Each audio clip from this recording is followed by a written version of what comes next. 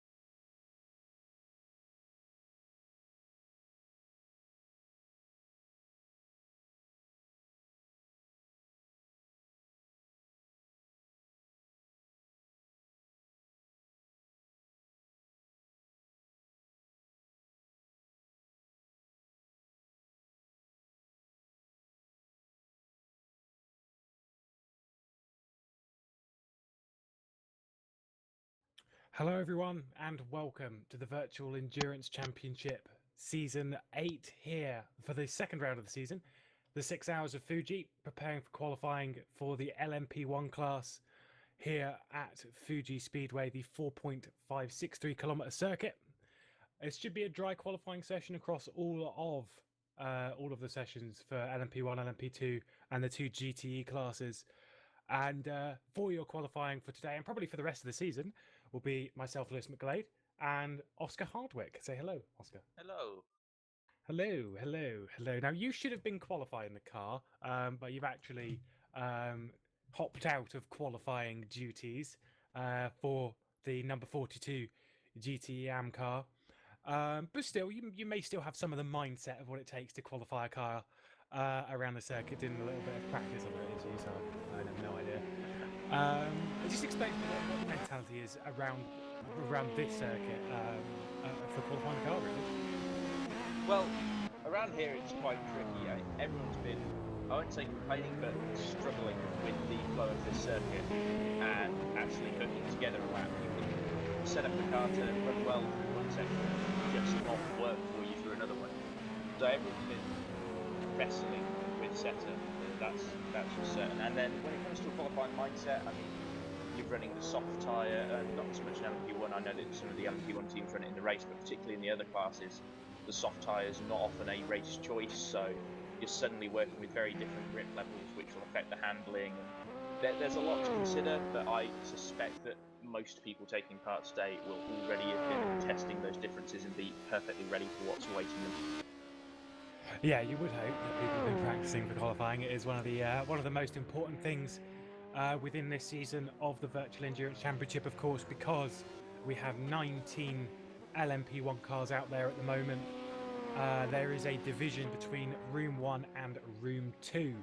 And it's obviously very important that you get onto Room 1 because that's where all the big points are. Although, you can actually have a fairly good run within Room 2. Exempt from that division is the top 3 in the standings, as they have an automatic pass. As long as they're here, they have an automatic pass into Room 1. That is the number 8 Doug Henson racing car, currently being driven by Lars Brugman. You also have the 143 3-wide car, which I believe is being driven by Wallet. Yeah, Henning Bollett's in that today. And then you also have the 111 SRVN car, which won Division Room 2 back at Silverstone. That's driven by Jos Freeman, currently in 19th position, as Daniele Canestracci heads towards the line in the Texas racing car. Does a 23.192 as a start lap. That's not a bad lap to start on, to be perfectly honest. So No, I mean, we'll be looking quicker, but I mean, a 23.1 is maybe what, the second 1.2 off what we're going to see. Henning Vollett into the 22s there on 22.74. Yeah, I mean, I've only seen one guy get into the 21. I can't remember who that was. I think it was Bert when he was driving for the 3 wide car in practice. Yeah, I'm expecting probably a 21.9, 21.8, probably the pole position time. So to start off on a 23.1 is not bad. Lars Brugman also starting off on a 22.424, very impressive time to start off with. Yeah, I mean, I'd say that's already a server 1 time, so he's gone out on a banker, and he's probably not got to worry too much from here on in. It's just bragging rights now for Lars, because that's a fantastic lap. I'm half tempted to say that Henning Vollett in the 22, having a 22.7's in the same boat there, probably going to be good. Well, it's good for server 1 because he's in the 3 wide car, but I think would be good anyway. Yeah, I also noticed that we've got a little bit of a longer session today, because it's actually 26 minutes and 15 seconds at the moment remaining, and they've already done a couple of laps, so plenty of time for these guys to get their lap in. Remember, legal lap time in the Virtual Endurance Championship is you must keep 2 wheels within the white lines at all times on your fastest lap. They can all submit whatever lap time they feel will suit that. A little bit later on. I think what I've been told around here as well, as reference to the faster times being set this early, is unlike in Silverstone, the base rubber level around this track is actually fairly high. So they've got a fair amount of grip for the first few laps of the session. So we're not going to see such an aggressive increase like we did at Silverstone, where people were finding one and a bit seconds. I think that's probably to do with the fact that the actual surface grip of Fuji is much lower than it is at Silverstone. Exactly. So you're actually probably pulling a bit more grip from a green Silverstone than you are from a light to moderately rubbered Fuji anyway. So Yeah, I agree with you're that. starting with similar tarmac grip levels, and like I said, they won't get as high. Fuji's never going to have as high a grip level as we saw at Silverstone in the drive, because it's just a lower grip surface, which is positive and negative, and I guess is going to affect certain people that enjoy having the grip and help those that don't. And the LMP1 cars are certainly cars that actually have a point at which where you can have too much rubber on the track and they cannot make any use of the grip anymore. So they're probably going to benefit a lot from having a lower grip surface and it rubbering in today. Agreed. We've got Lars Brugman heading towards the line. I don't know if he's improving or not. I've not been watching this lap, or if it's an outlap. It could be an outlap. It's always good to be prepared. It's an outlap, yes. Okay. Well, there you go. He's going to go on to a lap and currently sitting in P1 and being hilariously biased within the P1 category. I'm just going to keep an eye on Lars Brugman over this lap. He's got the SRVN car in front of him with Jos Freeman. And he is one. Look, to be honest, I would assume this SRVN car is probably going to be pretty quick, although they did win Room 2. They only qualified in Room 2. It wasn't even a penalty that got them in there. So it's going to be an interesting one seeing Jos Freeman and the SRVN 111 car in Room 1 this round, just to see how much they can fight. Can they fight for a podium? Obviously, the first step of that will be to see where they qualify in this session. Because it's looking like a pretty clean lap from Lars so far. Yeah, and looking, like you say, for SRVN, previous Room 2 winners, looking like they're actually on solid pace for Room 1 qualifying this time out. If anything, probably a little bit of a surprise to everyone at Silverstone when they didn't make Room 1, but such was the level of competition in Round 1 that I guess they just hadn't the laps or the practice to compete with those that had put it in. Yeah, right. As I said, Lars Brugman coming towards the line. I've checked his sector splits, and he is currently an entire 10th up on his previous best. And he comes towards the line, and he's going to do a 122.320. So he loses a little bit in the final sector, but still comfortable time for P1 at the moment. Yeah, we actually still haven't seen flying laps from Kallenbach or Schornstein, and these are two drivers that you know are going to feature up towards the front if they get their laps together. Absolutely. Kallenbach and the PRL number 3 car, obviously the height of some quite large controversy at the previous round in the race. Currently, I think they finished 5th in the race, 4th or 5th. And Callenbach, I'd say he's technically he wasn't in the car at Silverstone, but he's here now. I think that car qualified by Lucas Elbs last time 5 weeks ago, and actually was the pole sitter 5 weeks ago for that number 3 car. So evidently they've got some good pace in qualifying. I've not seen too many laps from them here at Fuji, so it'll be an interesting start. 26.5 for them at the moment, totally irrelevant time. Sean Steen driving the TXL car, reigning champions, and Reigning champions, yeah, champions in a pretty impressive way. And as much as they've still, I don't think, not won a race. No, I don't think they've won a not race won either. yet. He goes to As he goes seventh with 29, so that's a pretty yeah, healthy. Not bad. Yeah, I mean, I had a look back through some old records, and I believe Fuji's only, or it's not. There's only been one run once in VEC, but the last time it was run, from what I can see, was actually back in season 5, when there was only 2 classes. So it'll be interesting to see 4 classes go around this circuit. It was only once, yes, as we're being told by our Lord and Saviour himself. But yes, only once has it been run. So it's interesting to see it back on the calendar, and it's going to be a very, very interesting track for multi-class racing come 1 week's time. Just purely based on the fact of you've got so many corners around this track that are going to be very bizarre for multi-class racing. Of course, it runs the World Endurance Championship in real life and various endurance racing across the board. So yeah, evidently it is a track for endurance racing, but as I say, it's going to be a weird one with sim races, I'll tell you that. It'll be interesting. It's such a deceptive circuit when it comes to lapping slower classes and being those slower classes. There's lots of places where it's about as wide as several motorways, but the line is incredibly narrow. And it's so tricky for not just the LMP1s to read the guys in front, but the guys in front to read the LMP1s and know where a sensible place is going to be to take your line. Because some places you're taking your line and you suddenly end up on the nose of an LMP1 and no one's really at fault. It's just a convergence that no one's read properly. You've really got to be on guard here. More so than at Silverstone. Silverstone had a lot of areas where it was very obvious where an LMP1 could go, and other places where it was very obvious where it couldn't. Whereas here it's all a lot greyer in that sense. There's not much to tell you where is and isn't a particularly good place to go and have a look. As Lars Brooklyn improves again by about a tenth onto a 22.207. Wow, his middle sector was absolutely bombing on that lap. I'm currently watching Jos Freeman, who was actually fastest within the first sector. And Lars must have improved by about 2 tenths in that middle sector, because he absolutely obliterated this lap. But see Jos Freeman towards the line. Does he improve? He does. He improves by about 10th. Goes to third. Nice. That shows how close everyone is, because he was 7th. So 7th to 3rd on a 10th and a quarter improvement. Not bad indeed for Jos Freeman. Currently now 4th. In a second at the moment. And when you consider that Lars is 2.5 tenths clear of second at the moment, makes you see how close it really is. Yeah, it was Pashless Gurgis. I won't even try. VEC Sport Poland move up into the 2nd spot. They've actually I think he got it pretty well. Pretty fast. Don't lie to me, mate. Pashless Gurgis. Yeah. I tried. I mumbled. I tried. Had a go. Had a spirited effort. That yeah, 22.460 for that car is Kieran Parkin in the number 7 DHR car. I was going to say the 2nd DHR car, but technically the first.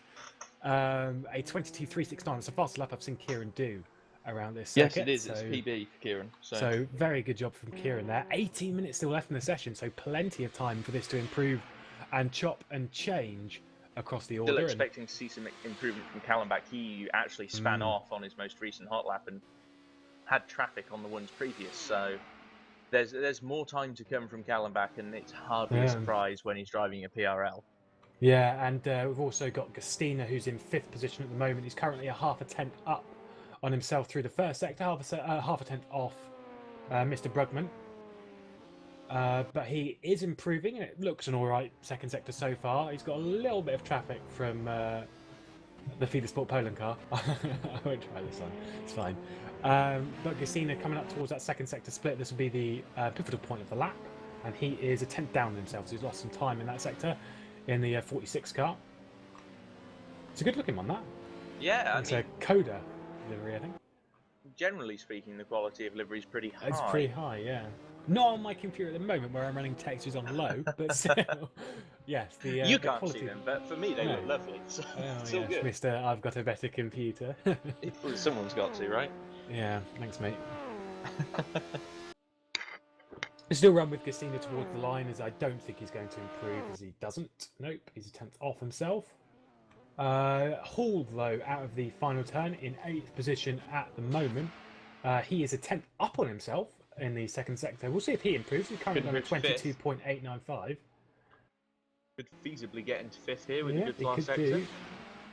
Oh, improved by a whopping 0.002 of a second. Good lad. We've all been there. We've all Yes. been there where it's just a minuscule improvement and you just go, oh, what's the point?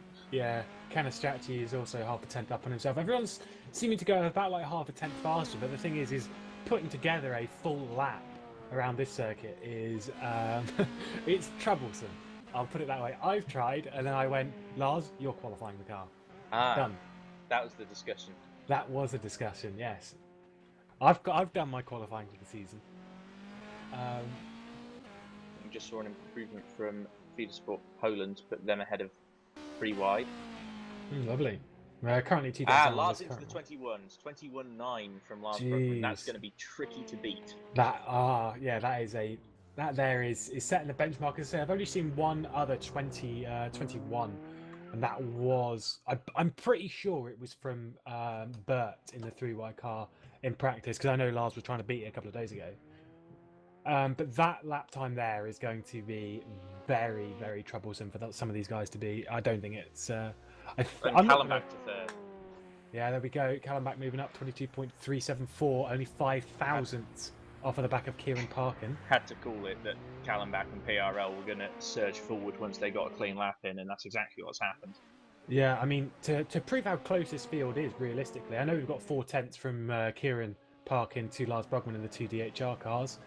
But we had Jos Freeman, who was in 3rd earlier on. He's currently 8th. He has moved down quite some in the short time that we've had. And if you ignore Lars, we do have 2nd through 17th within the same second. Yes, I also, there is another car that I'm expecting to improve quite drastically that is a lot further down the order than I would have thought, and that is Furman. I am absolutely sure I've seen a fast time than 22.8 from him. In that P1 gaming, one of the teams that moved up from, we discussed this last round, he moved up from P2 into P1 because, well, name-wise it makes more sense because having a P1 gaming P2 car is really annoying to say. But that car, I'm pretty sure is faster than that. They should be in contention for a Division 1 spot, a Room 1 spot, which at the moment is absolutely possible considering he is 5 thousandths off of a Room 1 time, which is going to be incredibly Literally nothing. Literally nothing, yes. Whilst we are halfway through the session, I will quickly go through the teams that are currently qualified in a top 10 position provisionally. You've got the 8 car of Doug Henson Racing, driven by Lars Brugman, on the provisional pole position by quite some margin over his teammate in the 7 car, Doug Henson Racing, Kieran Parkin. Then we've got the number 3 PRL Racing team car that qualified on pole position 5 weeks ago, the number 30 Feeder Sport Poland car. Then it's 3 wide Motorsport, who's in the top 3 in the championship. They don't actually have to qualify in Room 1 because they're already in, technically. Then we've got the number 46 Jer Racing car, the Texas Racing car, SRVN, again, already in. TXL P1 Racing, the defending champion team there, currently in 9th position. And then the 003 Revolution Racing car in P10, who really need a good round after an awful Silverstone, because I think they went off in like the first... it was within the first hour they had a massive crash in the hands of Yuri Kasdorp down at Cops. It was Cops. How many large accidents did Yuri have at Silverstone? Quite a few. There was a number. Yes. And it certainly wasn't 0. Wasn't 1 either. No, it was quite a few more than you'd want from memory. Speaking of people with big accidents that I remember from Silverstone, we've got David Berenek, who's currently in 16th. They were in Room 1 at Silverstone at the opening round of the season in the Team RGPL. I don't know why they're struggling so much here. I say struggling so much. They're Yeah. 1.3 seconds off of pole. They're not very far off of pole position, realistically. They're only about 0.4 out of actually being in the top 10. Yeah, it's very, very close. And as again, some of the categories we're going to see a bit later on today are probably also going to be extremely close as well. GT Pro's normally a good one to watch. Yes, those guys are always within basically nothing of each other. Yeah, GT Yam was pretty good at the previous round. It's going to be hard to get your car into room 1. I'm certainly glad I'm not qualifying here. As we've actually had a 20th car join in a GTE Pro. Good job. Thank you. Leave. That's very rude of me. I'm very sorry. Yeah, well, people that have got, signed up, I agree to the rules. Well, have you read them? Yes. Basically, the small print, certainly. There should only be 19 P1s. We've only got 19 P1s signed up. And it was 10 originally. Was it 10, 12, something like that originally? So we've had a few more additions. No, not many. We've had quite a few more additions. It was somewhat out of proportion with the other classes. And now it's not, though. I think now GTE Yam is the most subscribed. I think so, yes, because a lot of P2s moved up. A few GT Yams moved up as well, if I recall correctly. And then GTE Pro just had its sign-ups I'm receiving... Oh, yeah, Am is the most, yeah. Yeah. Pro has the least cars. Despite having recently had sign-ups reopened, I think Vires joining on that little spurt of open sign-ups for GTE Pro. Vires Live for Speed team, driven almost exclusively in this league by ex-LFS or current LFS, if they're still there, drivers. By the way, LFS means Live for Speed for all those people that are a bit like me and joined sim racing when LFS wasn't really a thing. Party. Yes, late to the party. Didn't know what LFS was. Which is why when Oscar says a team like that and expects me to know them, I have no idea who he's talking about. That's what I'm here for the trivia. That's yes. I'm here for that's the only reason why we've got Mr. Hardwick here. Trivia boy over there. Nice. No problem, mate. So parking on a lap at the moment, not particularly.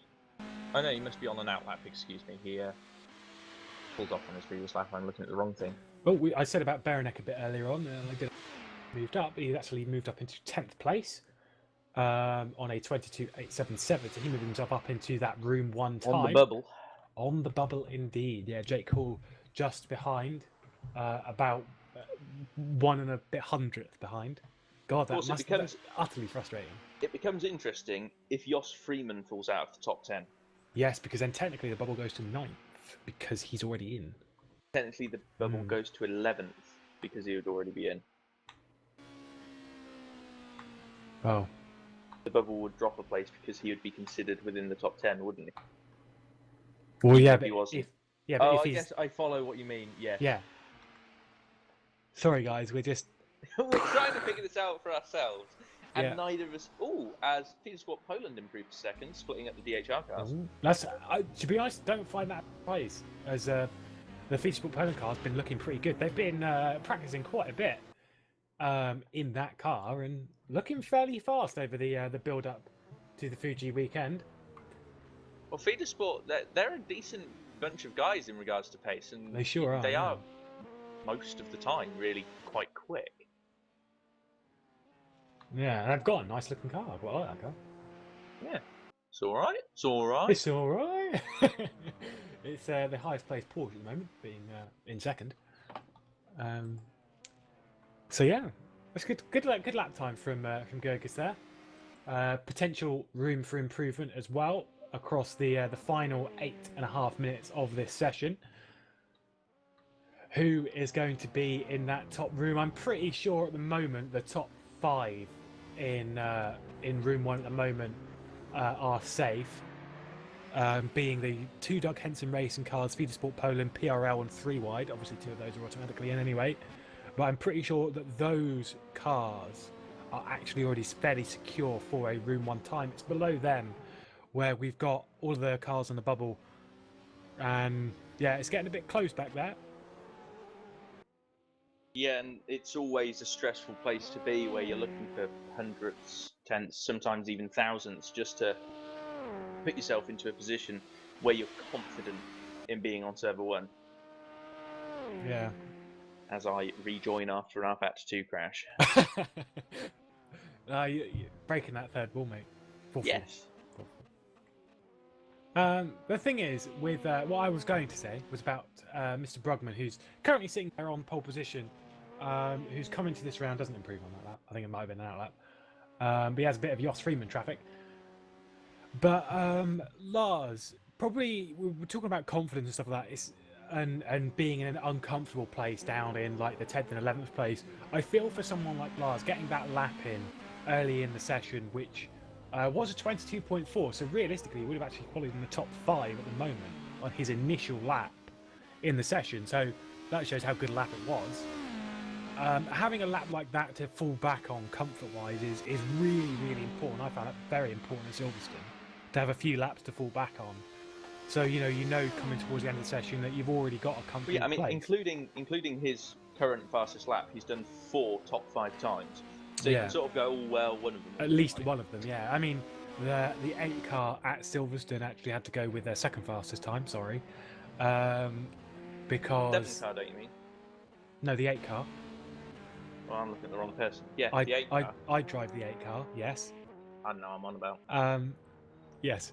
No, qualifying for Silverstone, I qualified second, but my time wasn't legal enough. So, it's good to have those kind of times to fall back on, so know you're still going to be in the top 5. Hopefully. Based on your other lap times. So that it's quite easy, especially in these cars, actually, it's quite easy to cut around here. You've got the chicane before the final couple of turns. No idea what corner number it is, sorry. That one you can actually throw it over the inside a bit too much and get over the white line. You've also got turn 3, or 2, if you're logical, which is that fast left-hander. You can really easily throw it over the inside there and exceed track limits. So there's a few places to exceed track limits around this circuit. It's not as easy as it was at Silverstone. We haven't had any anti-cuts to throw the prototypes in the air. As I believe Jake Hall, nice lap time, improves to 5th, 22.534. Good lap. Certainly nothing to be upset about there. That's absolutely rapid. Not. That is a nice lap time. That there, in my opinion, would actually probably be pretty comfy for Room 1, as long as people don't improve too much. That pushes Berenek and that Team RGPL car outside of the top 10. Frederick Schornstein comes to the line, doesn't improve. Wow, it's 24.7. He's probably on a cooldown lap there with Schornstein. Or maybe just threw it up the road in 1 and 6 on the previous lap. Yeah, it's I said this is one of the cars we really need to keep an eye on, because they are the defending champions. They are even just is off. Yeah. It's just turning early enough.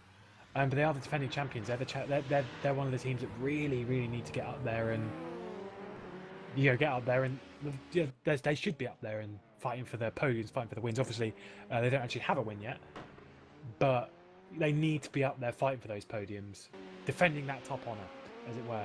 As I did notice that Jos Freeman actually improved a little bit as well, moved from 9th to 8th. I bet he's well happy with that. Yeah, bit of a duel there with Canestracey, isn't he? He does, he really does. Yeah, that Texas driver's car. Also looking fairly fast. I believe actually they are the only. I will go have a look now. The only yes, they are. Revolution. Oh no, yeah, they are the only Revolution P1 car. Technically, we've got Porsches and Audis up there, and they're the only one. I'm saying only one up there in Room 1. That's what I meant. I'm getting messages from Lord Allison telling me that I'm wrong. Yes, we do have Scuderia GT Italia as well. They are in 13th at the moment in the other Revolution. And you've got Pietro Moravi. Yeah. Pietro Moravi. Nice try. The first attempt there was literally the worst attempt to anything I've ever done. Yes. Apologies, that was really awful. That's like me trying to pronounce it. And then in 17th you've got Tomasz Grobelny, which was a much better attempt. Yeah, good attempt. But there are a few Revolutions out there, although certainly not as many as there are Porsches and Audis. Yes, I think Porsches have the most, Audi second most, then it's Revolutions. As Canestracey comes towards the line, doesn't improve. 22.833 for his most recent lap time, and he will go out for one more attempt. 2 minutes and 40 seconds to go. And if you go out now, he will only probably get one attempt now. But you're looking at the final attempt or two for the drivers out there to either move themselves up into room 1 or defend top honours for room 1, find themselves a good qualifying position. Schornstein needs to improve in 10th Yes, for TXL. he's in 10th. I mean, championship. What's the word I'm looking for? Hopes.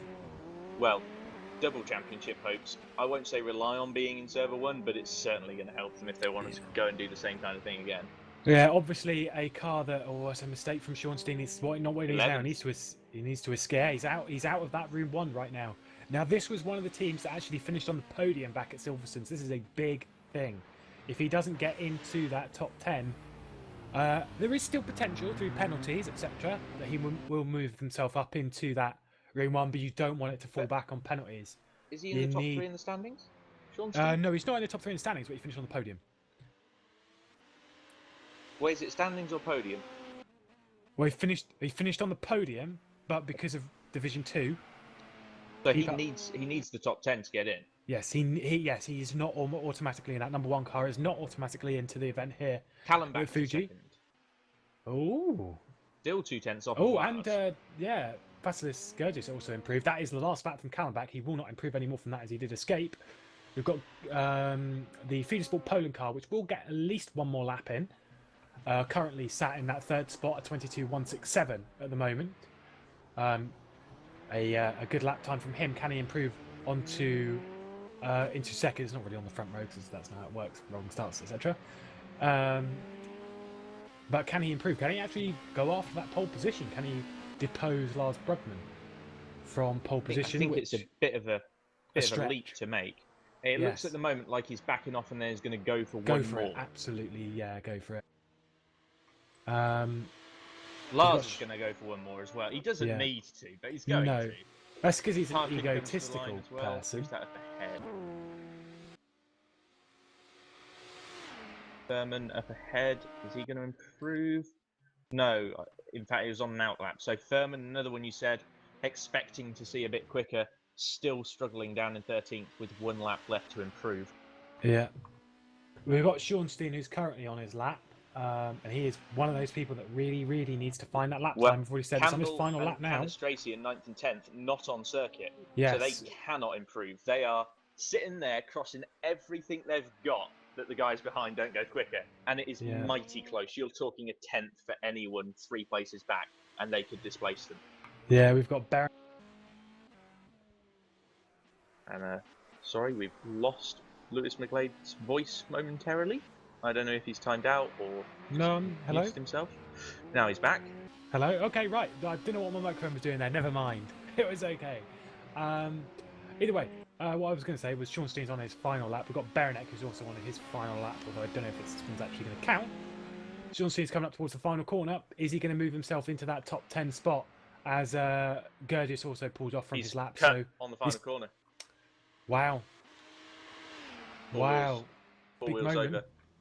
So even if he improves, I don't think it's going to matter. Furman didn't improve. Let's have a look. See if he does improve. No, He doesn't improve. Wow. Berenek, the remaining driver on the lap. It's not looking that tidy. Pretty. Yeah. LMP1 Christina qualifying is also. over. You may now enter the server, the LMP2 that is. Wow, there we go. Yeah, I don't think actually Berenek started his lap time in time. Okay. But he's still going to push for it because he's one of those people. I would do. But I don't think R-Factor 2 lets you do that like R-Factor 1 did. But either way, we've got Lars Brugman on pole position for DHR, which makes me very happy because that's my car. And that is the first pole position for DHR stroke SROL. This is just stuff that I got from Mr. Bailey, my boss. It's actually the first poll they've had since season 3. Although we did technically In a have point the poll. scoring event. Yes, because we did technically have the poll at Indianapolis after people cut.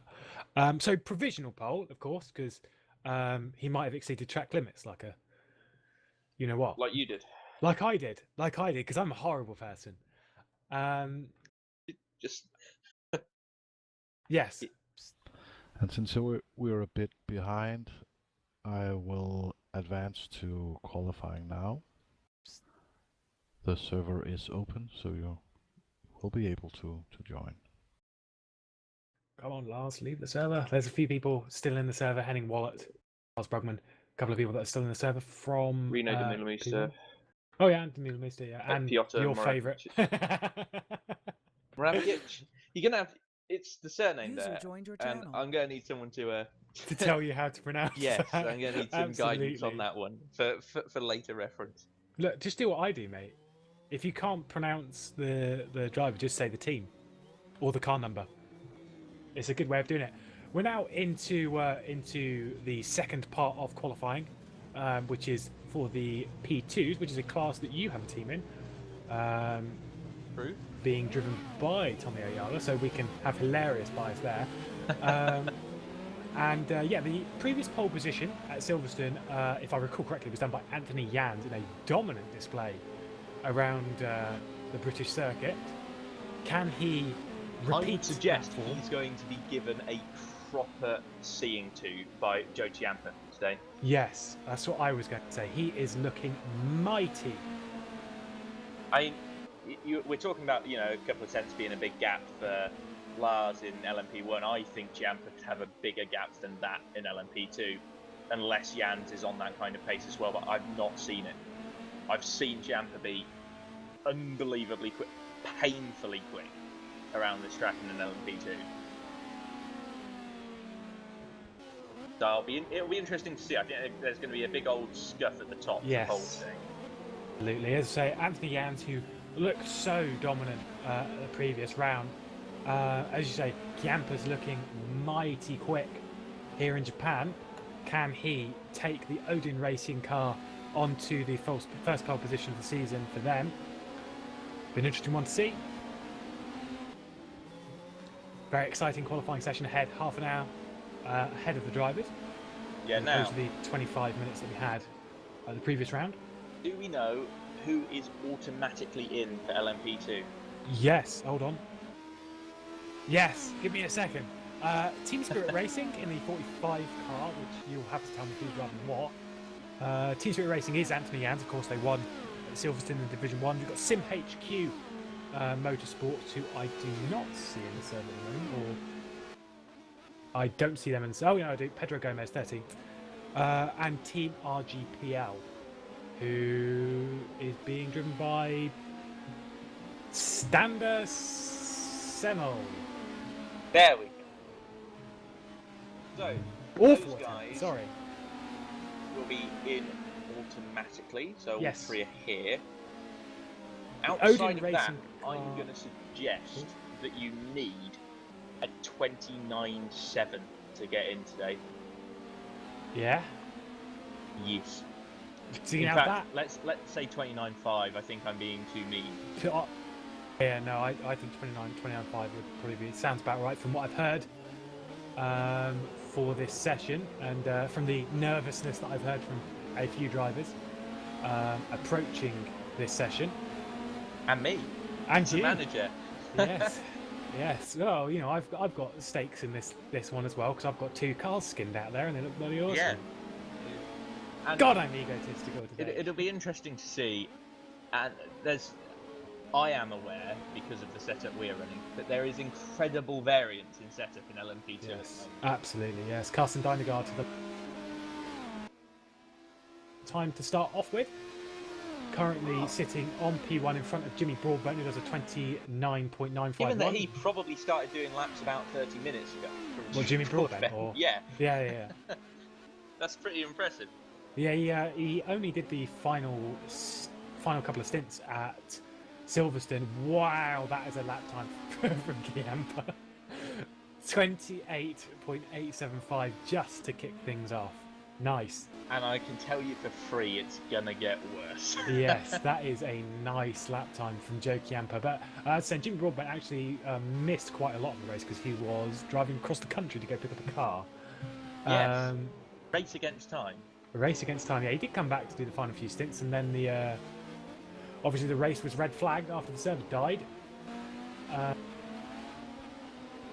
well, I think it was quite a good server 2 finish, 28.884. wasn't it? Or were they Huh? server 1? I can't remember. Who what? Jimmy, at DHR LMP2, which server were they in? They were in Division 1. They finished in A position. It's 9 points plus 5, 14. I've got no idea what position that was. Jimmy Allison will probably tell us in a minute because he was driving that car. He'll remember. Yeah. I remember where I finished the service. I remember where I finished the server. Dear. Jimmy doesn't remember where he finished at Silverstone. Oh dear, he's just doing this for a bit of fun. Yeah, that's what I said just a minute ago. God, your memory's terrible. Yeah, Dennis had like an 884, 9,000ths off of Chiampa's time. Raul Pereira in the Overstep Racing P2 car also doing a good time, 29.119. So it's looking like the 29.5 we were talking about might actually be quite a bit quicker. Potentially. Yes. Jimmy Broadbent's actually improved to a 29.561. And for you, for your incredible price, Tomio Yar in 11th position, 29.938. Not enough. Don't put the pressure on the lad, man. Under pressure is. Dun, dun, dun, dun, dun. He Yeah, needs indeed. that song in his head. No, he doesn't. No, that's not how Tomio works. Tomio, unfortunately, for the people sitting at home, is one of these drivers who doesn't react too well to pressure. So it's going to be interesting to see if that Magenta Warriors car can actually get into Room 1. I'm sure you'll be pushing it to be faux shizzle at the next round into Lagos. Yeah. Well, you'd better be qualifying, car. Well, I won LMP2 at Interlagos last season. You did. I've got experience in the field. It's actually one of the tracks DHL won it, I think, as well, wasn't it? It was. Yeah. The same day and everything. Would you believe it? Well, yeah, that's because it was a multi-class racing. Yeah, funnily enough, I would believe it, mate. Right, and Jans onto a 28.3. Yes. Here we go. This is it. Jans, Chiampa, Hadlack looks like he's in on that game as well. It's going to be a bit of a duel for pole position in this class. Yes. Or will it? Will Anthony Jans just go, no, sorry, mate. Or is that you it? Thought, is that the time? You thought it was going to be good, but we'll see no more improvements. Yeah, Jans is an incredibly fast driver. As we saw. does have loads of fast drivers in it. Yeah. Currently sitting in 15th is Magenta Warriors. Oh dear. The thing Hurry is, up, hurry up. the thing is, for this, is I looked at the weather forecast built on the build-up to Fuji. At the moment, obviously, we're a week away, so it's hard to tell. But here in central Japan, it's looking like we're going to get a little bit of rain at the moment. I'd rather we didn't. For the race. I'd rather we did, mate. Although based on Lars's pace, I'd actually be quite happy just to do about an hour of the race and he can do the rest. Let him do 3, you'll do 1, then he can do the last 2. Yeah, and done with Bailey can sit out because Bailey's having a hissy fit at this track. Right, Bailey? Well, I mean, to be fair, it's tricky to get round here quick. It really is. Yeah, it is. It's a really, really difficult. Gomez to second.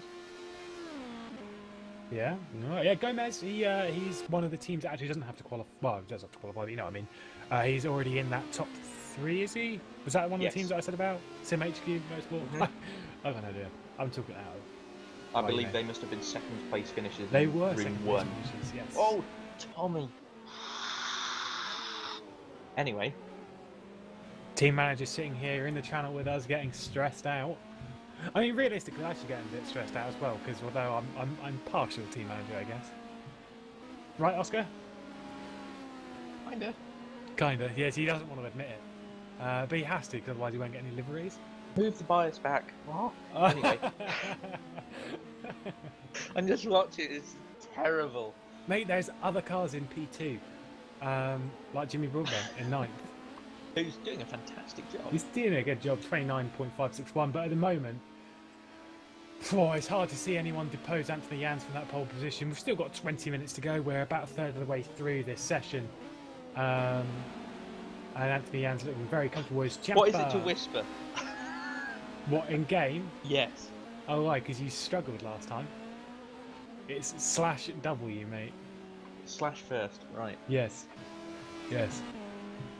Fun fact about that, we were doing a race somewhere and Oscar tried whispering someone with some, not abuse Yes, or no, anything, but he put W/ and then hailed the abuse. So You'd good think one there, someone mate. that's been playing these games for as many years as I have. We got Pedro Gomez kind of around the final turn, but I'm pretty sure he's on the outlap in third at the moment. I think a lot of people have finished their first stints and are just basically getting on their second ones, getting some fresh tyres, etc.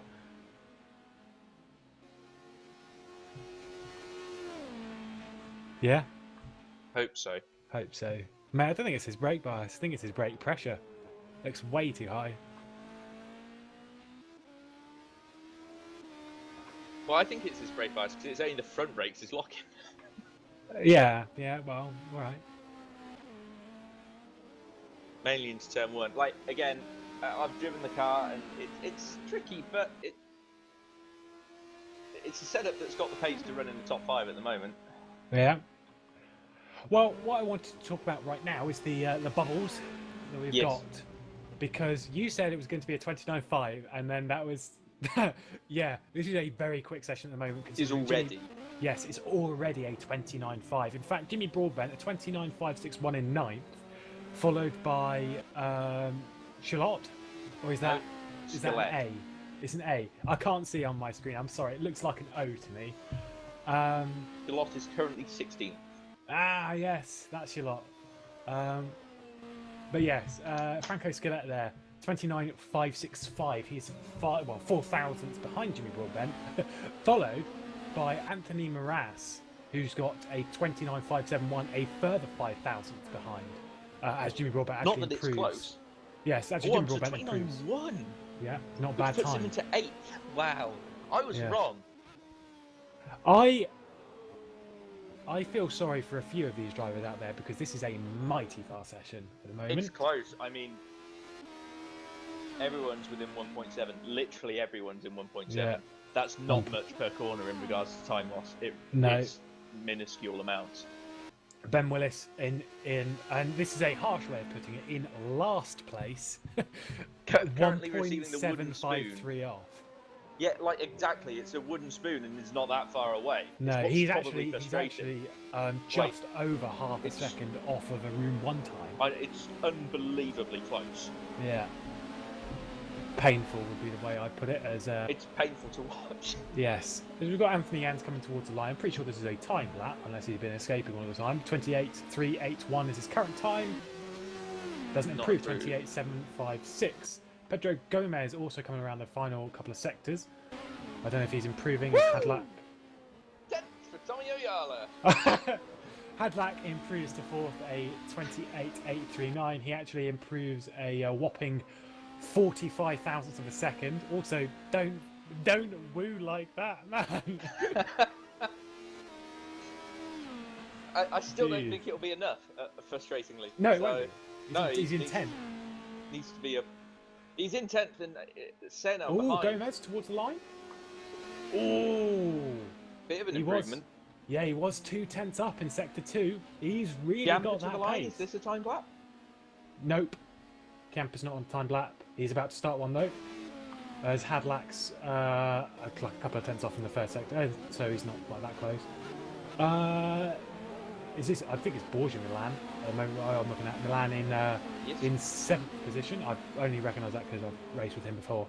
He's currently nearly 4 tenths up on himself, half a second off of Jans in that 7th position, and obviously needing to find all of those little times that you can. He's on a 29.088 at the moment. Can he improve into the 28s?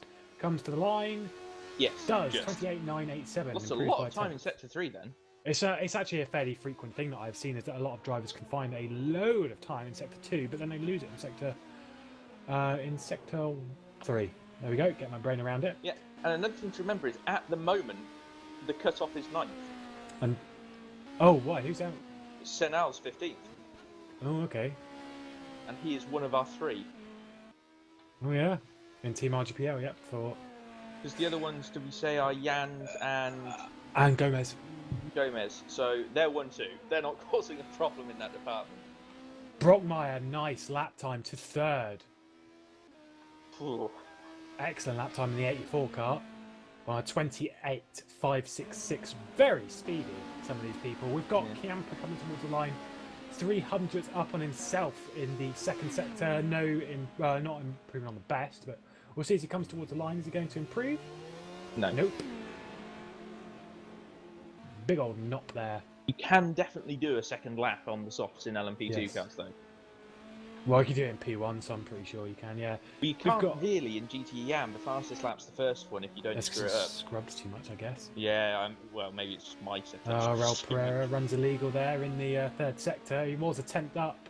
He's probably just going to build himself up for another lap here in the Overstep Racing car, currently in 6th position. As Capella towards the line in the Scuderia GT Italia. Oh, he only improves by half a tenth. He was 2 tenths up again in that second sector. Drops loads of time. And he's in currently third. the bubble. Yes, because he's in 9th. He spins nicely out of turn 1. Good lad. Easy to do. These And things are so properly to get basically, to. for me and you, the two teams that we're interested in are outside. Excellent. Just.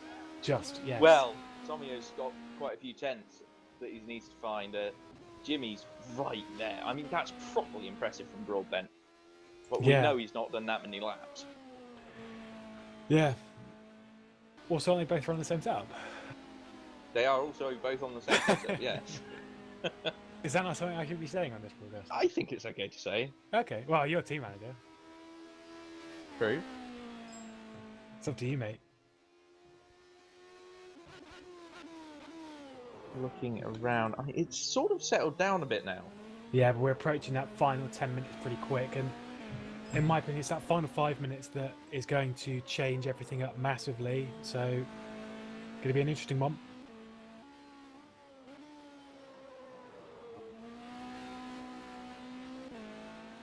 Having a look, I don't think very many people are on laps, are they?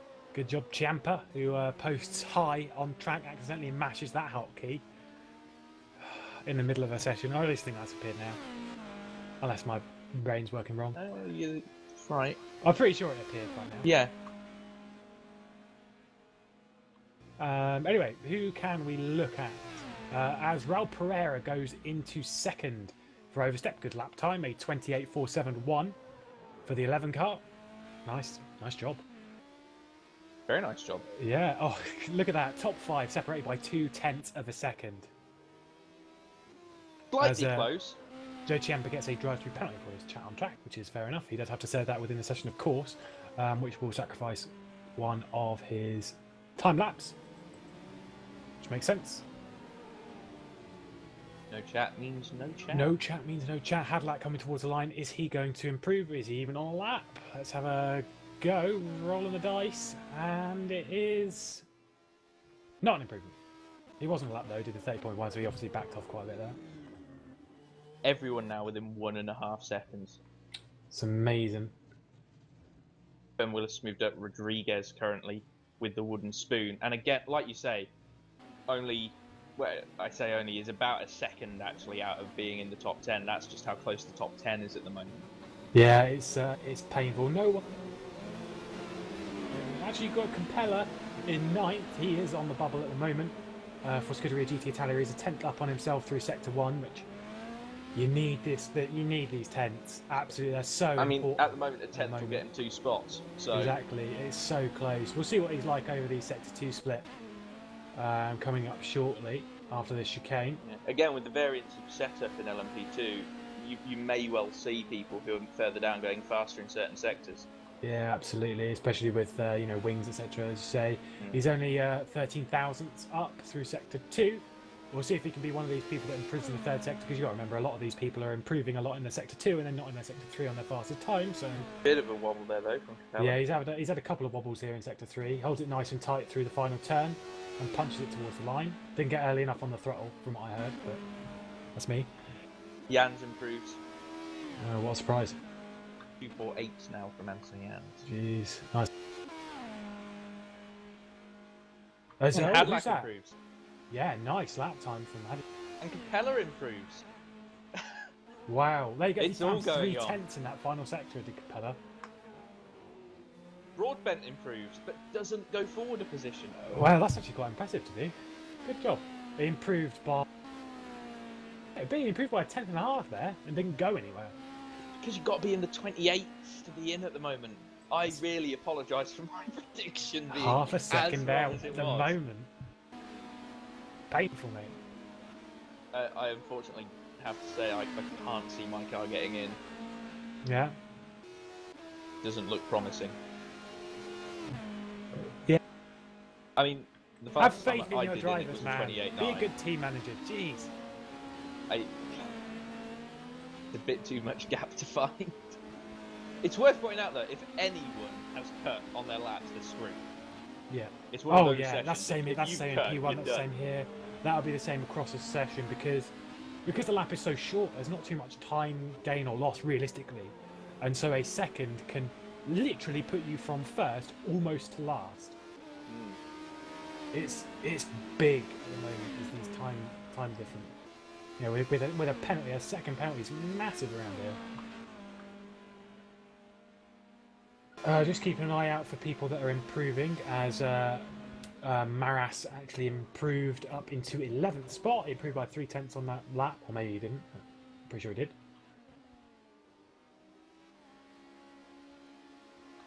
Brockmeyer is half a tenth off himself, which relatively is pretty good. We'll see what he's like coming up towards the line.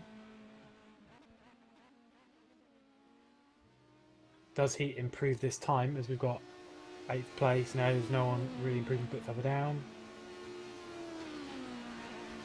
Is he going to improve? No, he doesn't. He's way far off. Backed off, I think, in that final sector. Again, it seems so competitive that people probably are on their limits at the moment. Oh, he's run a legal lap turn 1 as Brockmeyer. So this lap certainly won't be good enough. And all 4 wheels.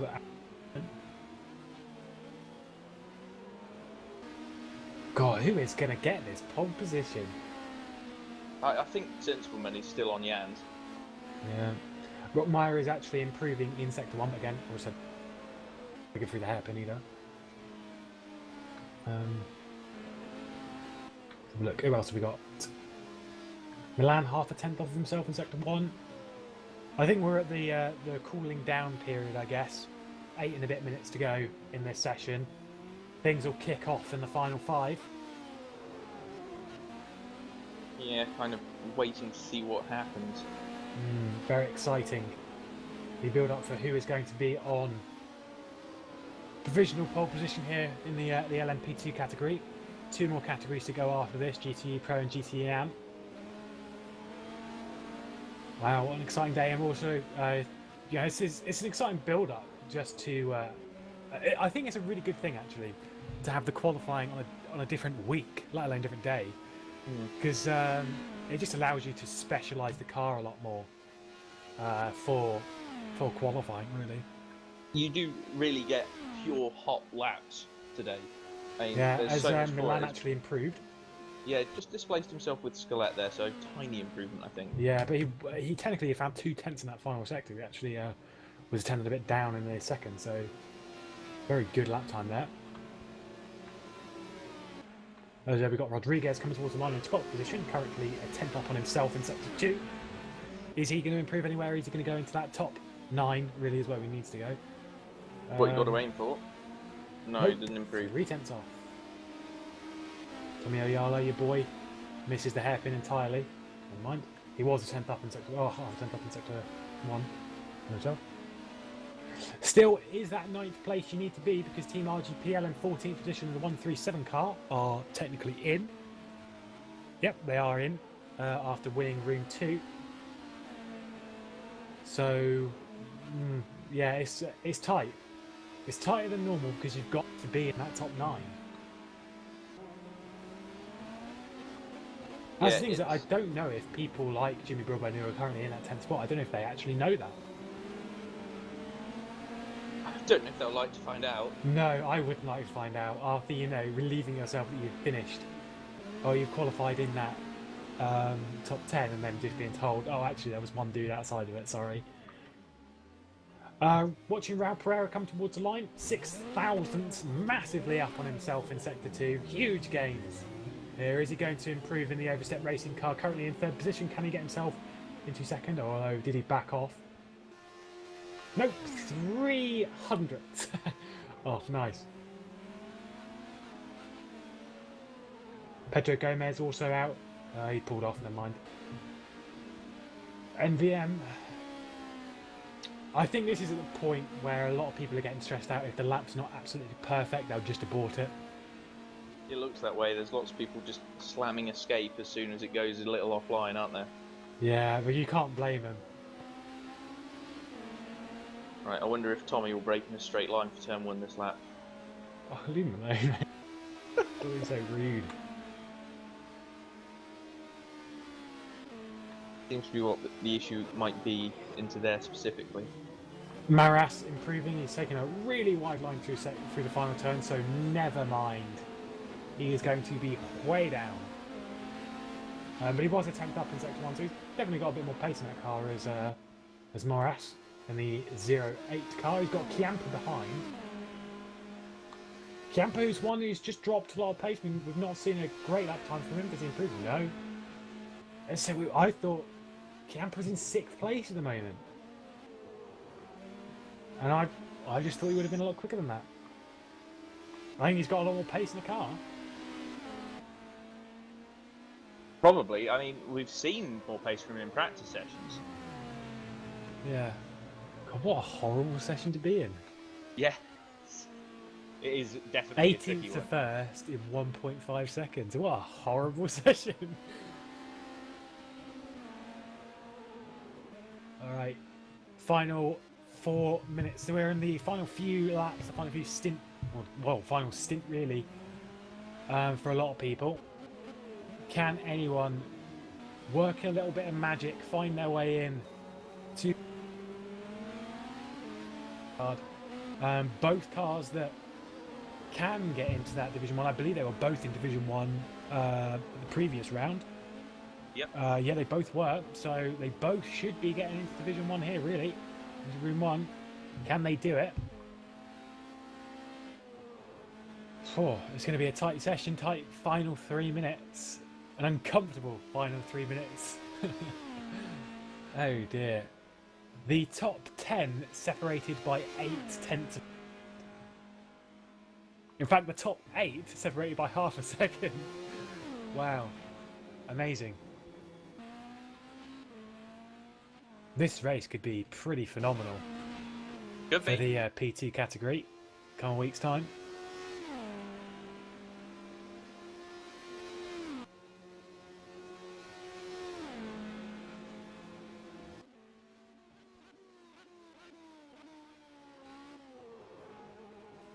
Watching on now. Absolutely bricking it, and I'm not even in a car. Yeah. Oh, what are you doing?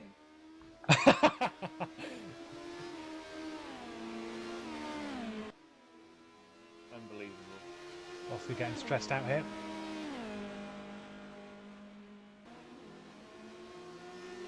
As Raul Pereira, etc., are leaving pit lane for the final time. Hadlax, I think he's just called it quits, to be honest.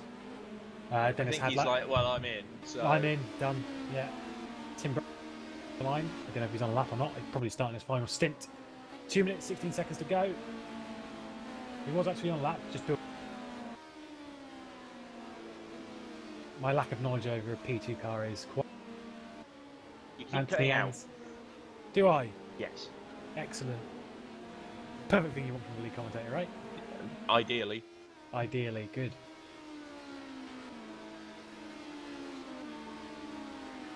Jimmy Broadbent's improved tonight. Oh, he's in the race. Well, I'm room 1. Anyway. The tense moments. Who's going to be in? Not Tomio. Leave him alone. He's not. It wasn't Harsh. helped on that lap by being completely blocked in turn 1 by people that haven't discovered a rearview mirror. Oscar, don't get irate on the broadcast, mate. I'm not particularly irate. No, you're always irate, mate. It's like your thing. It's your I'm talent. not as irate as I'm going to be. Speaking of Tommy Ayala, he has started his final lap of the session. 15th spot at the Sebastian moment, and he's Rodriguez cut. comes out of pit lane with 1 minute On and it. 6 seconds to go, which is completely pointless. Pay attention to the clock, people. Raul Pereira, I think he's starting his final lap. Yes, he is. He's starting his final lap, as is quite a few people. Brockmeyer, he's actually on a time lap, is Tim Brockmeyer. No improvement. Final lap though for him. Who's going to be in this race? It won't be Skillet, as he's just gone off and binned it. Oh, he's also cost Maras. So those And two Broadbent. and Broadbent. So they are all, well, Broadbent is currently in 9th position. Yeah, but Pobadnik could potentially displace him with a good lap. No, he's pulling off. No, he's pulling off. giving in. Is Dynegard Dynegard's then? going to be that That's one? it. That's all there is. That's it. It's done, I think. Yeah, Dyn- Dynegard's not done a good lap there. Bad, yeah. Right. He's quit. Wow, there Jans we go. is on a lap. Yeah, I think he's just trying to increase that EP of his. Still though, what we'll do is, whilst we're here, I will go through that top. I'll go through your room 1 times, considering not really top 10. But Team Spirit Racing, looking like they're going to have that pole position for the 2nd round in a row by Anthony Jans, followed by the number 75 PRL Logitech Racing team. Then it's Overstep Racing, fantastic qualifying there for Raul Pereira in 3rd position. Pedro Gomez on the podium in Silverstone, currently 4th here in Fuji. Tim Brockmeyer for KSM Sim Racing team. Then it's Odin Racing, Joe Ciampa, who we thought was going to be a little bit higher up than that, maybe fighting for that pole position, however is not. Vincenzo Capella for Scuderia GT Italia in 7th position. Then it's Flatline Racing in 8th. Doug Henson Racing, the 18 car for Jimmy Broadbent in 9th. And then it is Stander Senhal, who is in the 137 car in 15th position. 199 LMP2 Jans. qualifying is over. GT Pro, you may now join the server. And as posted on the forum, we're a bit behind because R-Factor 2 has chosen to give you guys 30 minutes to qualify. So yeah, we'll be a bit behind all through the sessions. I don't know if the broadcast can hear that, but yes, the qualifying session has been half an hour long is a mistake. What a mistake to make, etc. Am I right? Yes. Yeah. Moving on now into GTE Pro qualifying, which was an interesting class to say the least at Silverstone. In fact, User I joined your believe GTE Pro had quite a few different leaders within the first hour or so, and it all chopped and changed through crashes, through disconnection for Risto Capit in the Walk Racing car. But yeah, it was an interesting session. And I believe this is one that has 2 Revolution racing cars, because one of them was leading quite a lot earlier on in Silverstone and had a crash. And I believe that was the 333 car. So yeah, interesting stuff there. Wonder what they can pull out of their bags today. And the top 3 in the standings, the 3 that are exempt from being in room 2, the Freche Azure car, which was David Greco, is David Greco today in 13th position at the moment. Obviously, that'll totally change up when we get into qualifying. Sim Racing for Holland, who is driven by Dennis. Nope, not going to try it. Sim Racing for Holland in 7th. They are automatically through as well. And Revolution Racing in the 33 car, which is I can't see. Nice.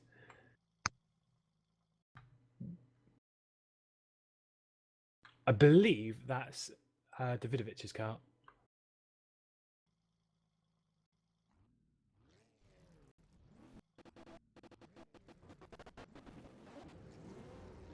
It is, yeah. Davidovic, that's his car. They are automatically through. Everyone else, they got to work for it. And this is going to be a tight session. as Oscar Hardwick has gone to be right back. So it's just me. You have to put up with my voice for the next few minutes. As the session is going to get underway, not a clue what kind of times we're going to be looking at here for your pole position, for your split. But what I do know is this will probably be a very close session. It was a good one back in Silverstone, which I believe Risto Capit had pole position, but I can't remember. I really should have pulled up my qualifying graphic from from Silverstone. But yes, an interesting qualifying session ahead. It's all about staying within them track limits. I think this is something that we discussed back at Silverstone, something which needs to be made clear for a lot of these drivers out there, that it's all about getting that banker lap in early, getting a clean, legal lap in within the first 10-15 minutes of session. Obviously, with a half an hour session here, we've got plenty of time to work with. But yeah, getting that clean, legal lap in is so very important, especially here when the grip level doesn't really change that much. You can get a really fast lap in within that first 10 minutes, as we've seen in the previous sessions. So yeah, very important to get that lap in, as people are all going to be finding themselves space. I'm not sure who's going to be our first guy to start a lap. Let's have a look, see if we can find him. I think it might be Rudy Van Buren in 18th position in the SRV. Obviously, one of the top teams in the LMP1 Championship. Here, they were in. Oh god, I've got two of them. Nice.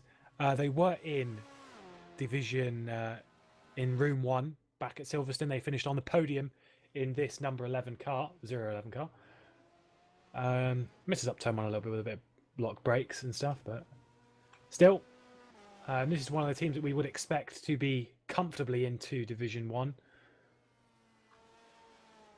But we will wait and see. Everyone can be, I think, with stuff like the Team TXL rather, P1 racing car in P1 being kind of kicked out, I guess, of Room 1. It's kind of hard to tell who's going to be in with stuff like that. With stuff like one of the podium cars from P2 not being technically in, it's hard to tell who's going to be in this top 10 in the top 10 in the standings here in qualifying. So, what an interesting session we've got ahead of us. There's Rudy Van Buren coming up towards that final sector. A couple of turns to go before he crosses the line and sets the benchmark time here at Fuji Speedway.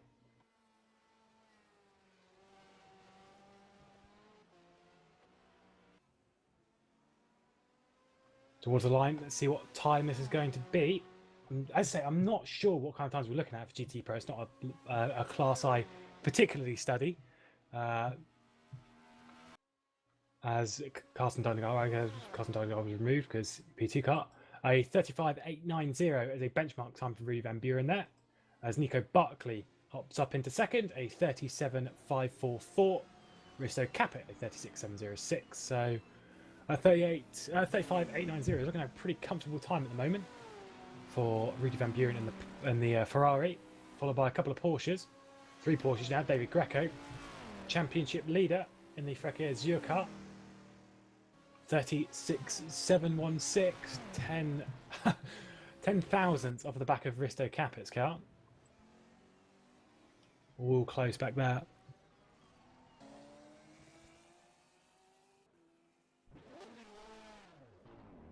Currently 17 drivers. I'm pretty sure we're missing a couple. So I believe we've got Oscar Hardwick back. Yeah. That is a frankly absurd time from Van Buren. Yeah, I was going to ask. This is why I kind of didn't want you to I've leave. not seen P5s. I've legitimately not seen them. Yes, it sounds like a very good time considering he is It is 7/10 clear of Nicky Capit, Djokovic. Greco, Yeah, not slow drivers. yeah. All in a Porsche. Fun fact: I've actually it wasn't this Porsche. It was a little bit older Porsche. But I have driven it would be a GT Pro spec Porsche around this circuit not too long ago. And I can tell you for free, I don't like it. It's not an easy car to drive around this circuit. It is if you know what you're doing. Yeah, it probably is if you know what you're doing. Unfortunately, GTs is my weakest category, which is why I'm not in one. Doesn't have enough downforce, mate. Porsche's 2, 3, 4. Yes. Oh, there we go. Never Stefan. mind. Yep. Don't even know what car that is. It's not loaded for me. No. He Ghost is car. invisible. Stefan Canitz. Yes. Stefan Canitz in a Something. All-Star Racing. I'm pretty sure it'll be in Aston Martin. No, Texas is Aston Oh, Martin, isn't yeah, it? All-Star Texas. They're the same thing, right? No? I mean, in as much as they're different names, and Texas doesn't have a car entered in this class. No. Thanks, mate. Yeah, I think I'll leave the important Just information putting that until one out last. there. Cheers, mate. God. Cheers. There's certainly something to be said in this class between Jakovic and Van Buren, both ex-LFS drivers, both very fast. Maybe some bragging rights to be had there. I mean, I say Yeah. that with Jakovic 7 tenths behind. Yeah, with Van Buren currently sitting pretty comfortable. It'd be hard to tell, but still, I have just done a wee bit of research by pulling up my standings graphics from the previous round. I did find out that it was the Revolution Racing 333 car that scored pole position back at Silverstone. That is currently driven by Arnie Schoenvliet, I believe, in 6th place. Bezzy mate of mine there. He's just very fast. He is painfully fast in literally everything. I mean, the fact that he's ahead of Miro, and Miro's a just phenomenally quick Viper driver. Yeah, obviously that Mira, very quick Viper driver there for Davidovic. So I think they were podium sitter. They're one of the 3 that don't have to qualify technically here. And the other ones I can't remember. David Greco is obviously one, who's currently sitting in the 5th spot. And then whoever won Server 2. Hold on. Give me a jiffy. Oh, Schoenvliet's Oh, off. Sim Racing for Holland. Currently in last place. But they did win at Silverstone. Yes. Woo! Apparently.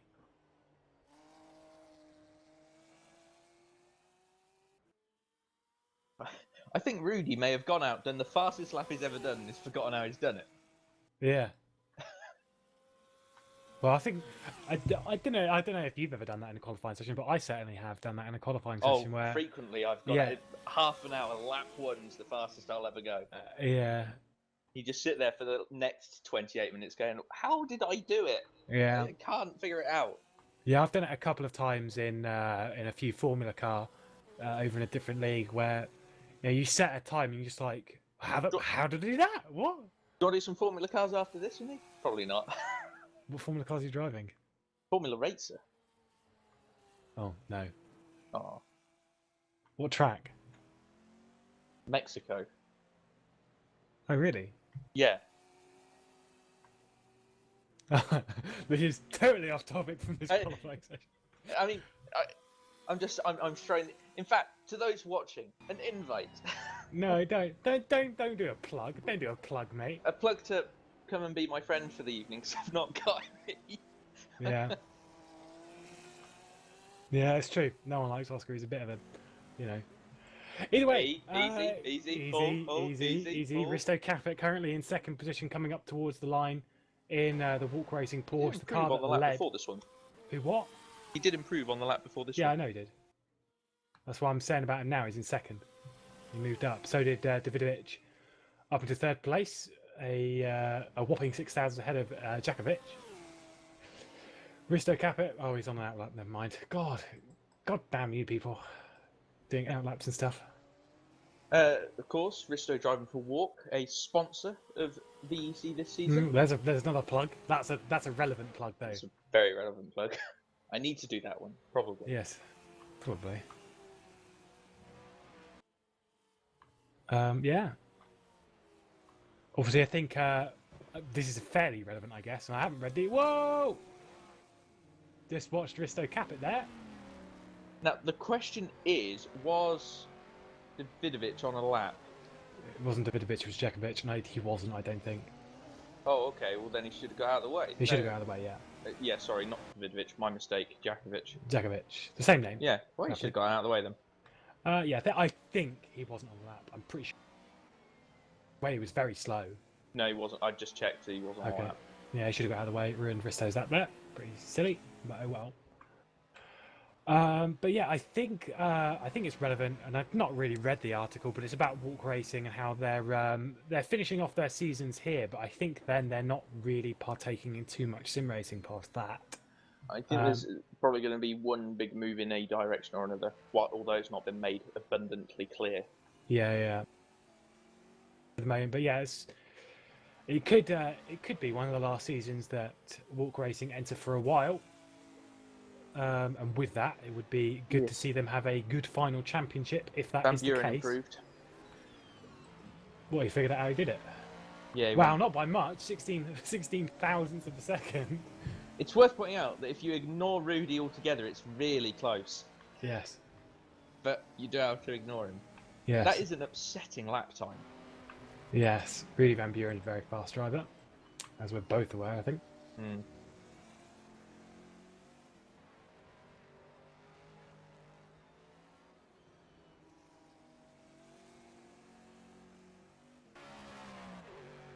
And Capit, I think, might be on a hot lap here. Into the line. No, he's on that lap because he had that one cancelled by Davidovic. See, I've done it now. God damn it. Jakovic. Could Djokovic. you two please have more different surnames? Yes, Because it's and be already slightly further confusing us. away. Be slightly further away. You're You're right third and next to fourth. each other in the timing and have nearly the same surname. Yeah. I recognise that you're not even from the same country. However, it's However, very your names are confusing. roughly the same. God damn it. Similar story here, as it was in LMP2. That is P9 is your bubble spot because Dennis. I'm still not going to try that name. Dulna. Sorry, I just Douna. I don't. Dulna. What? Dulna. Who? Sorry, try that again. Dulna. Dilna. No, not Dill. Is there an I or an L or an L in there? Dennis Dulna. Basically, yeah, right. We'll just skip. It's like that having one. Kirk here. It really is. What's the surname? Yeah. Yeah, but at least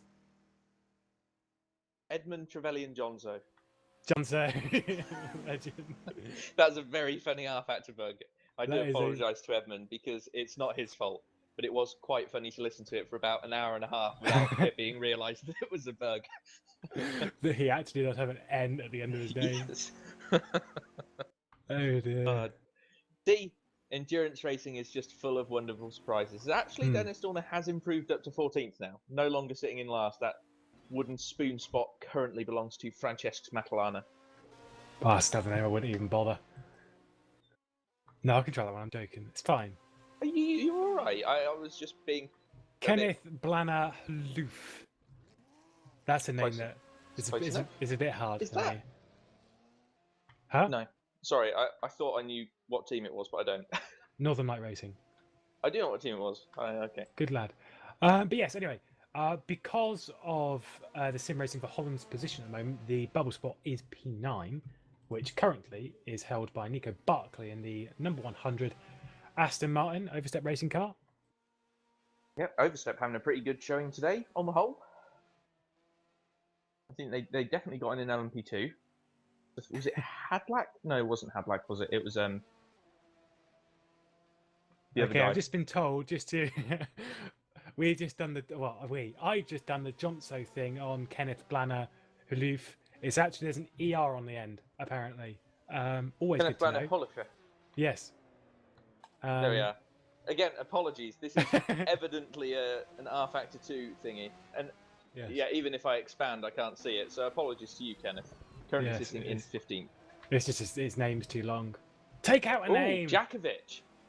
Nikki That's happened Jakovic. off That is a camera. nice time. Properly 35.994. That is a nice time. 15 minutes to go halfway. Capit's improved as It's well really up to a this point session. too. Oh, and Oh, there's Van wow. Buren. Oh, that's going Rudy to Van annoy Buren. everyone. He has found that rubber. That annoys me. I'm not even in GT. I've got no investment in GT Pro, and that time annoys me. It's incredibly quick.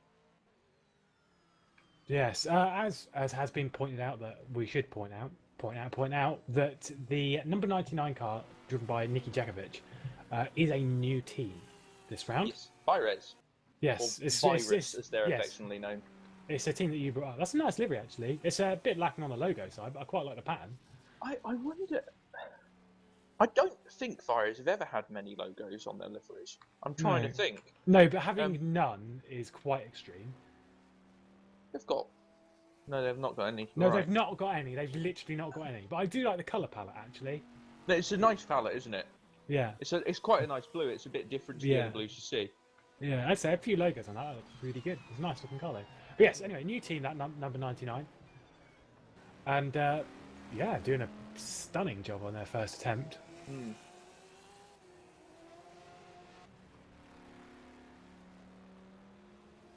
Oh, Canitz is still invisible. That's really Yeah, I think he really might. useful. Has he had? No, he's been doing laps, which He's is been doing laps, yeah. concerning. It's just, I think it's just an RFX2. Hashtag RFX2 problems. I don't think it. Yeah, I wonder if it's visible to anyone.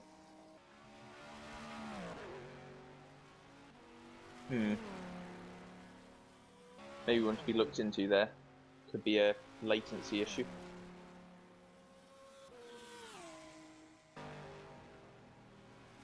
Yeah, I think it's just an RFX2 problem. As Arnie Schoenvliet, oh, that is annoying for him. Arnie Schoenvliet runs towards the line in 6th place and goes to 6th place, 1,000th off of the back of Stefan Canitz. The pole position time done by that car back in Silverstone. So, evidently that car's got some pace. People bringing. Well, I say people bringing. Basically, another couple of absolute aliens turned up at the front to cause everyone's strife. Yeah, I mean, this. The thing is with GTs, I have to respect them a lot more than people like you, if I'm honest. Because if there is one car in sim racing I cannot drive, it is a GT. I like GTs. I don't understand them. If I was in a GTM team, I'm pretty sure I'd be the slowest driver in that team. Imagine you've depending on got what team. a reasonable amount of mechanical grip, but you're quite heavy and have lots of power. Yeah.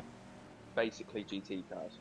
Yeah, I quite like my four-wheel drive slam the throttle down when you leave a corner.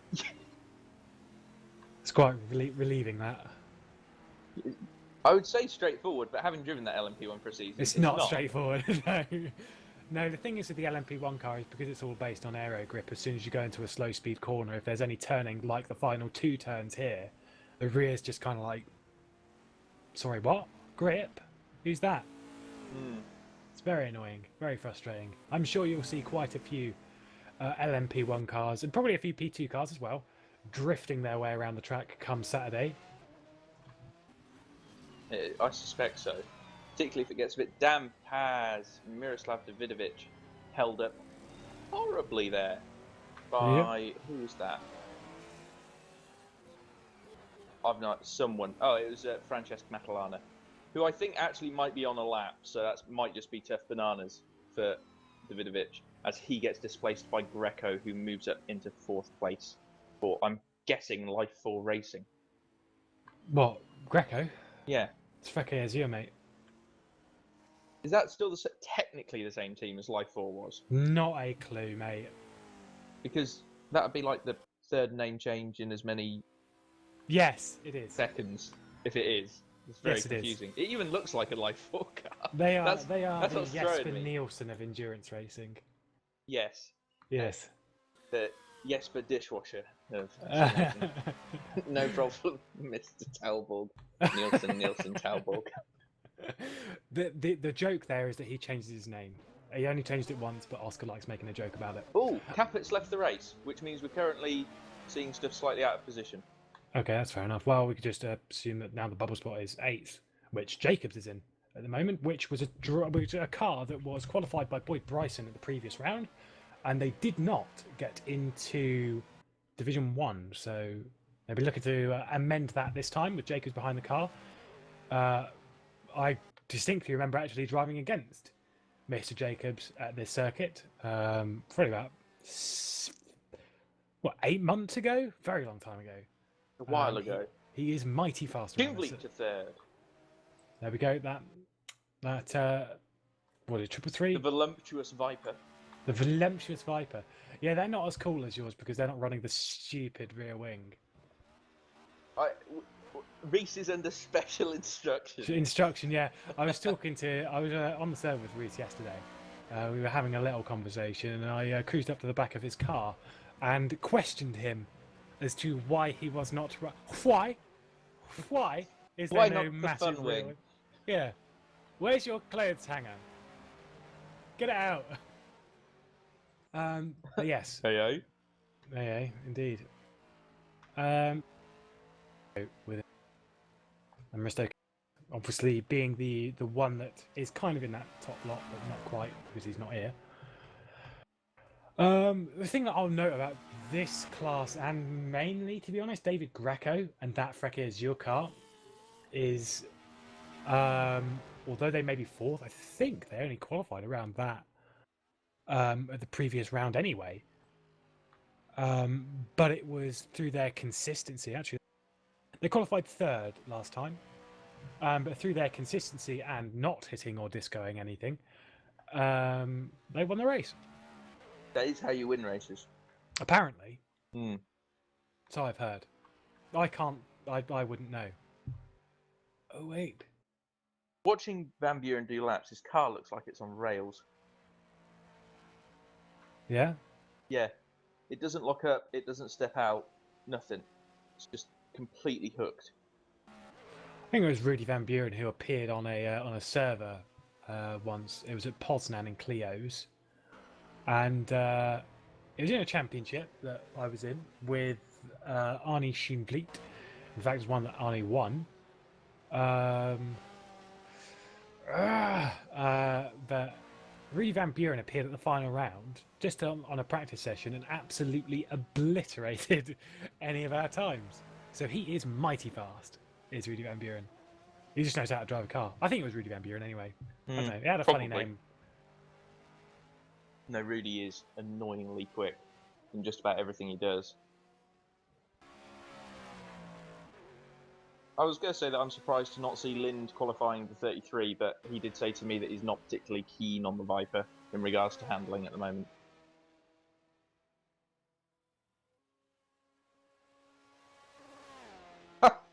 Wow. 609 from Rudy Van Buren over the line there. Absolutely mental. As again, I think we might have lost Lewis McGlade. No, I'm here. I'm just sorry. Just team discussion here. Team discussion here with the P1 car that we've got. Sorry. Are you both fine? Yeah, no. It's just because I suppose this is fairly relevant for the broadcast. Is that that fastest lap that Lars did might not be legal. So he's again, learning from someone. Oh, shut up. So this may not be the first pole position for Doug Henson Racing since season 3. Jinxed it. Did jinx it. So what happens when you put a dirty, cutting THR driver in it? Sorry, what? They're not watching, it's fine. You hope. No, I like I say, he did so many decent times that you'll be fine anyway. Yeah, I think we're looking at a P3, P4, so moving Victor back the same Smoljaric amount has of positions. improved for overstep into ninth. Yeah, we think that's probably one spot outside of where he needs to be. Oh, right. Because I didn't quite hear the name you said there, I thought you said Spoliaric. I was like, wait, what? No. Bjorn was not here. No, Victor I haven't seen his name Smoljaric. in ages. And don't worry, I'll say that name because it's guaranteed to be one that you'd struggle with. Which You one? tried What? to- Victor Smoljaric. Smoliaric. I can say if it's just after yours. We'll ask you again in 5 minutes. Oh dear, yeah, when I go back through the order. Interesting fact that Risto Caput has not rejoined. So yes, Smoliaric, his time is not actually in at the moment, we don't think, because 8th is technically the bubble spot. But yeah, I'm confused as to why Risto's not rejoined. Maybe he's still suffering with disconnection problems from Silverstone. Potentially.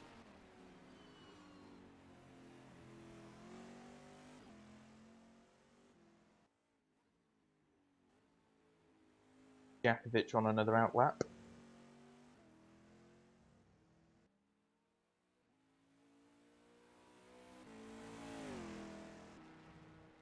Someone who we've not spoken about this session so far, currently sitting in 7th place, is Daniele Pizzo.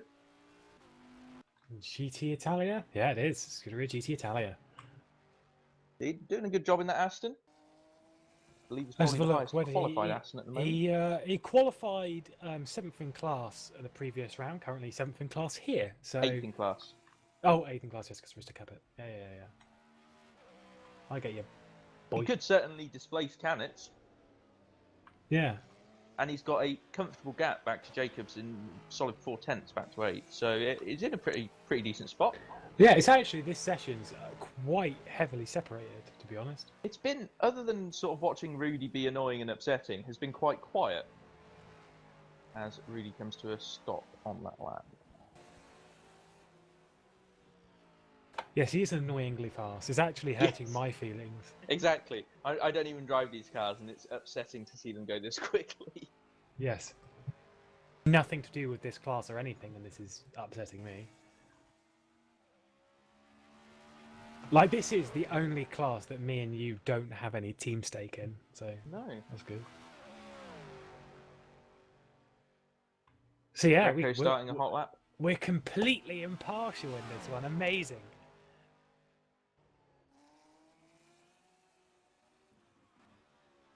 Mostly impartial, I'm going to go with. Yeah? Yes. I don't think you and me are ever completely impartial. No, we're too opinionated and horrible towards people to be completely we're impartial. jaded. It's what we are. What a way of putting it. We're totes jaded.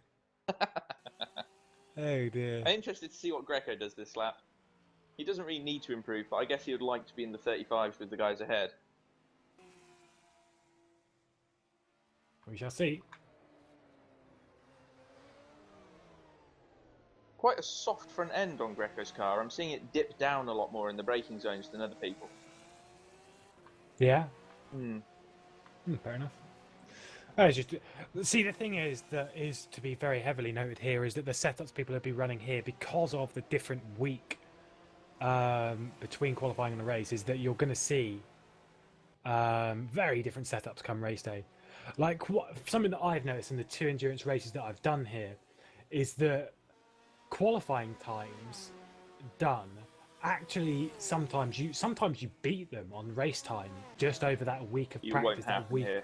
Won't happen here, but that week of build up allows you to build the setup so much better than previous. As David Greco doesn't improve. We've also had a GTM join. Good job. You've come too soon, mate. You come too soon. Frequent issue. Speak for yourself. Oh dear. Very professional. To be fair, we've not had any ridiculous puns so far today. No. Which is a dramatic improvement. Yeah. I think it was last round where you said that Charlotte. Isn't it? I've done it last round. It's fine. Dennis Dialna has improved up to 11th. Of course, he's in automatically. Rudy, pay attention. Rudy's leaving the pit lane. There's 1 minute and 9 seconds to go. He is not going to get a lap in. He can try. It won't work. For me, there is nothing more frustrating than starting a lap in that final minute or so and having someone leave pit lane in front of you. It's just kind of like, oh my god, what are you doing?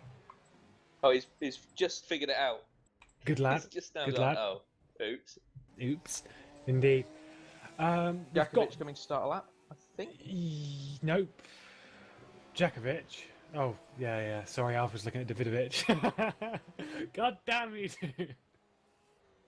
Greco coming up towards the final sectors. He will have one more lap after this. I'm pretty sure it's going to be close, though. Yeah, he's running a little bit of a gauntlet. I think he can get to It's the a top of long this line in 20 straight seconds. in a GT car. It is a very long straight. Let's have a look. Is he going to do it? 10, 9. It's going to be seriously. I think he's going to do it.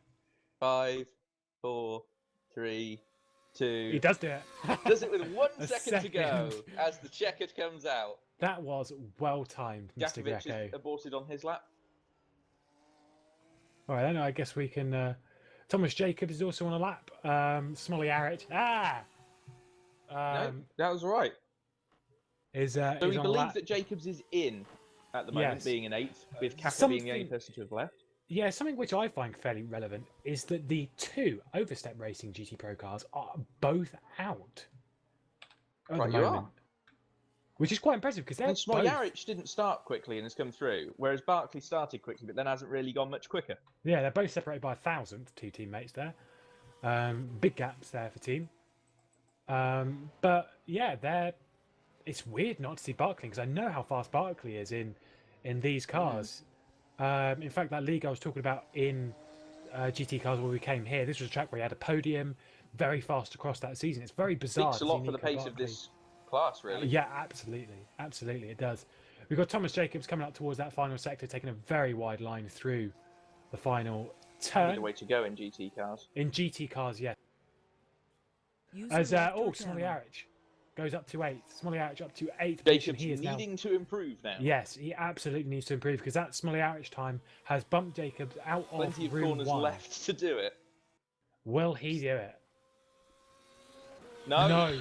Pro qualifying is over, so Greco improved. GTM, you may now join the server. Wow, there we go. Jacobs there moved out in that final bit. That is absolutely moments. incredible. The dying moments. Flatline Racing back to room 2. Provisionally. Provisionally. It's very important to say provisionally. Yes. Because people in front may have cut.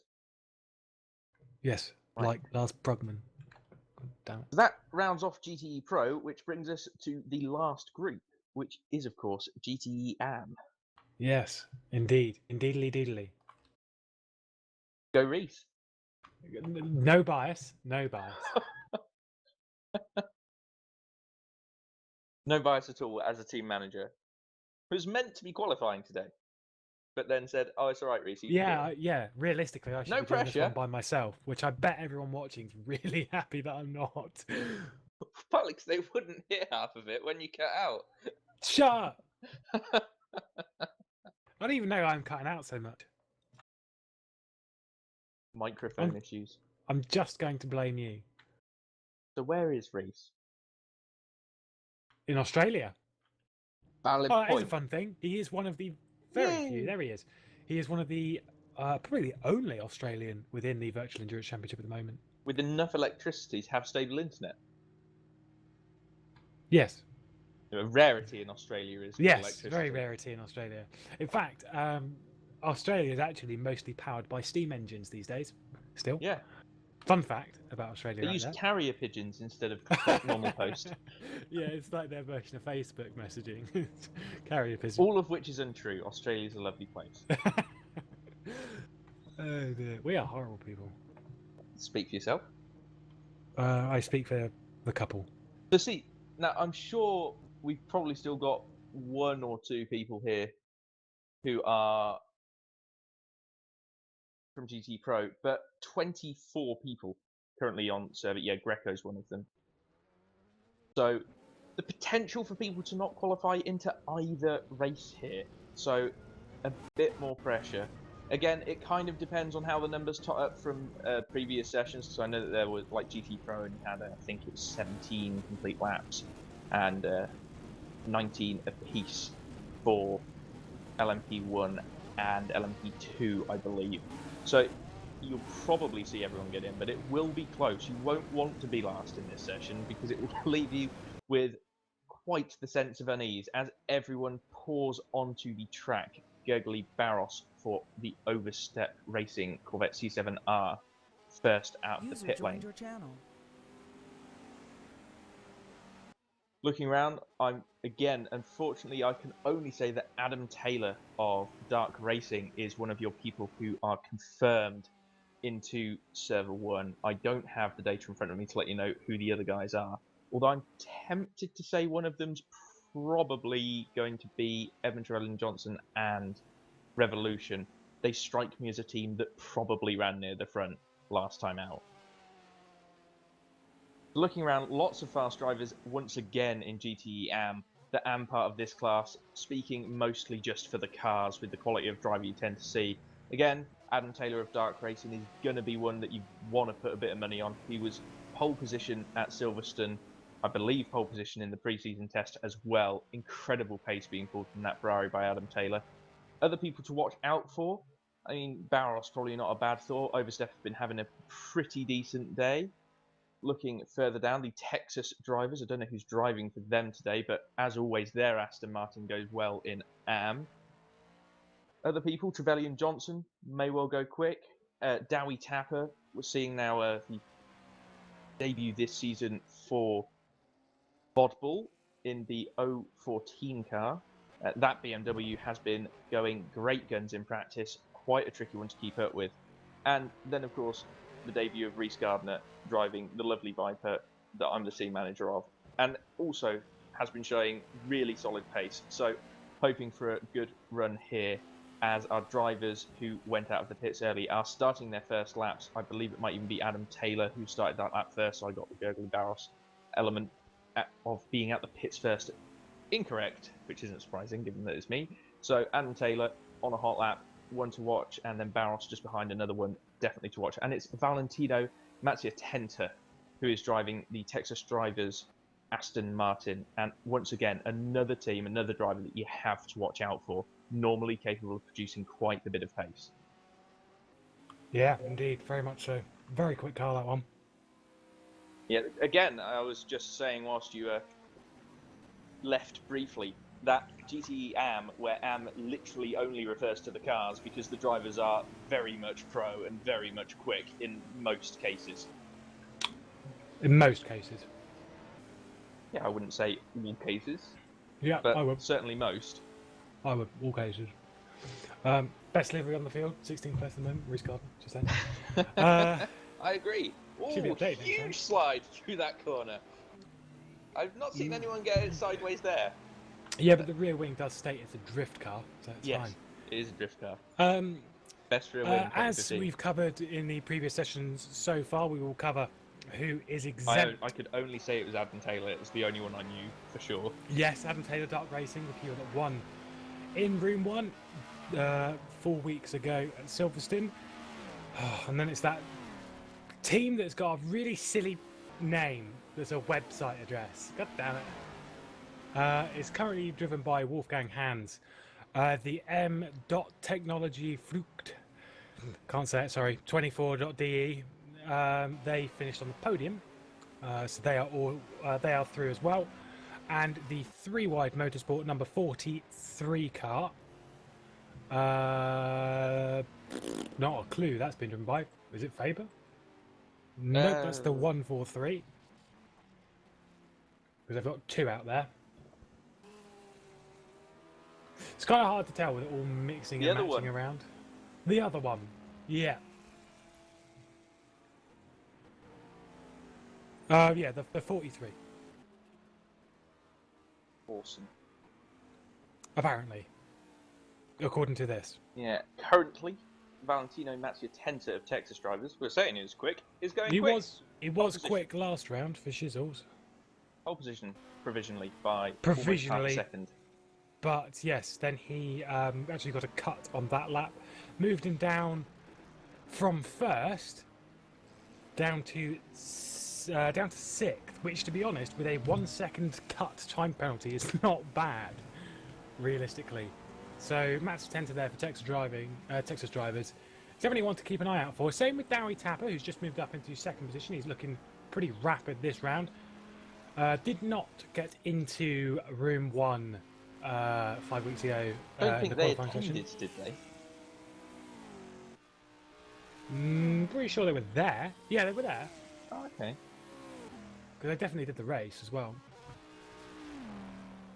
Gala in 10th.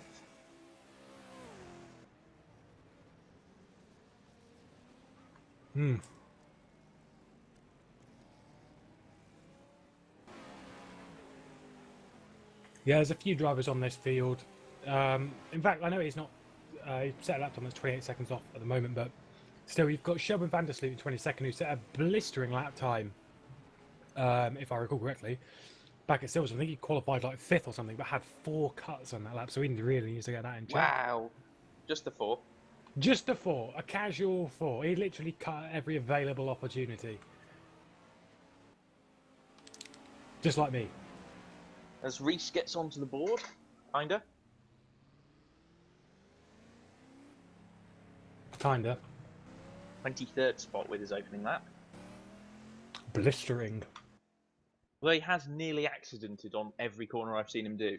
So,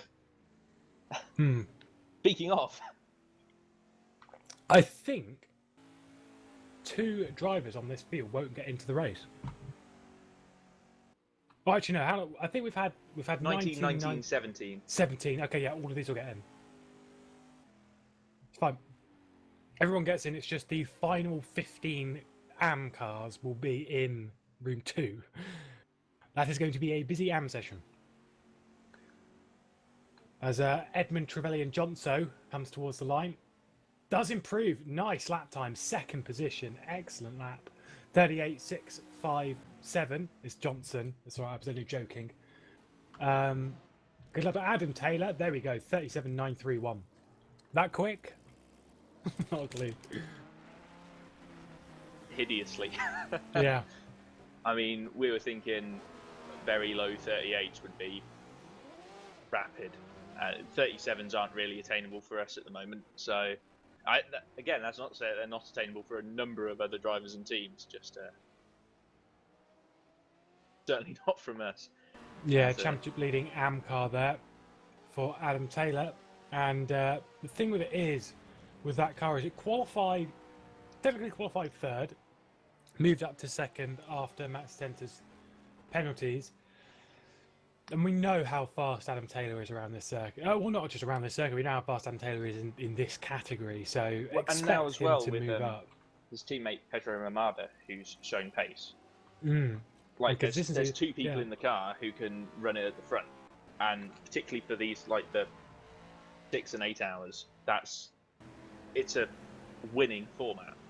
Yeah, you in this kind of format, because effectively, in a way, as I think this has been said so many times, that with these kind of races, these are the sprint races, and not to be rude, but these are the races where you cannot really have the slow people in your car because the race is too short to make up that time. When you get to like the 24-hour and 12-hour races, then it's fine to have them in for a couple of hours, for 3, 4 hours, 5 hours, whatever, to fill the gap. But at this kind of round, you can't have the slow people in. You can't have the inconsistent people in. You need a couple of really fast people to win. And Adam Taylor, wow, in this category, you don't get much faster. Yeah, very true. I mean, that is an unbelievably rapid lap time. Half a second clear of anyone else. Yeah, and again, you've got people like Mattia Tenta, Barros, Trevelyan-Johnson. These are quick drivers. And he's currently There's on top of it. plenty of people on this field that wipe the floor with me in other series and stuff like that. And it's like, yeah, again, would not want to qualify in this category. You know, it's this is the thing with VEC at the moment, is that this league in general is just extremely close, and to get into room 1, you need to put on a really good lap time. You can't have mistakes. Mistakes cannot be a part of your VEC qualifying day. No. You need to have a perfect lap. And that's just what makes this so difficult. It's a high-stress environment to be in. Race to 3rd! Woo! Some might say you're a little bit biased there. I do drive that car, to be fair. You do drive that car, for this round anyway. Well, it depends on how things fall as Barros improves to 2nd. It depends on various Swedish people, does it? It depends on all kinds of factors, to be fair. Swedish people. They are Probably very, Swedish people, probably yes. Swedish people, yes. Nice. Yeah, right. So very quickly, whilst we're going through this, because we've already said that Dark Racing and the MTech Wolfgang Hands. It's just easy to say that than that team name, because that team name is a mouthful and a half. Those two are both technically exempt from this qualifying session because they're already in.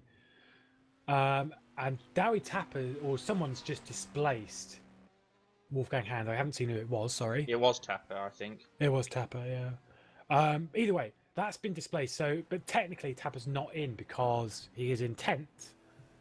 And he needs to be 9th because Wolfgang Hands is now out. Also, I cannot see where this other 3-wide car is. I can see one of them, but that's the 43 car, which... Oh, that's the... Wait. That's the 143 car, not the 43 car. Oh, no, it says 43 on the side. Why does it say 143 on the back? Oscar, explain this thing to me. I've no idea. Okay, either way, Typo. Typo, very much so. Anyway, that confirms it now. That Faber in that 3-wide car is one of the people that is exempt from this part of qualifying. The 3-wide car you will see end up in the top 10. I understand it's not there now, but it's been one of the quicker cars in practice. Yeah, well, you've been paying attention, so I'll take your word for it. But yeah, 11th and 12th, that actually means that you need to qualify 8th or above at the moment. Presently, Churgwin is the bubble. Yes. Presently, the Churgwin in the TSA car. car. Yeah, 754. I get confused because Jacobs runs in a pro team. In a pro, but this one is yeah. an actual TSA car. Well, it's because Jacobs isn't really Churgwin's part going of to TSA make the most anymore. of this draft. He is. Go on, bump draft him. Ah, boring. No, not in these. Not in these. It Isn't goes bump wrong drafting pretty and that quick. kind of stuff illegal as well? Maybe. Oh, nice lap from Sixth. Churgwin, up to 6th. Reece Gardner, who's going on a drifting competition again, who was 3rd, is now 7th. That's how quickly this is chopping Yeah, and changing. I've said to him to adjust the power on the diff because he keeps going sideways everywhere and it's not quicker. Mate, TCS. No, because you lose time. No. Yeah, so you lose time going sideways. You... yeah, but you're better off curing the sideways problem.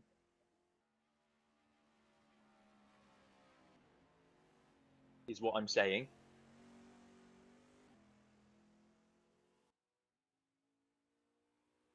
Taylor on a 37.5.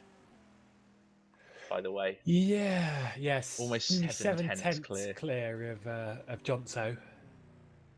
To be fair, we did see a somewhat dominant performance from Ferrari in GTE Pro, so maybe it's just a 458 circuit in the hands of the right driver. Yeah. Potentially. I've not driven enough of the other GT cars to really know. Yeah.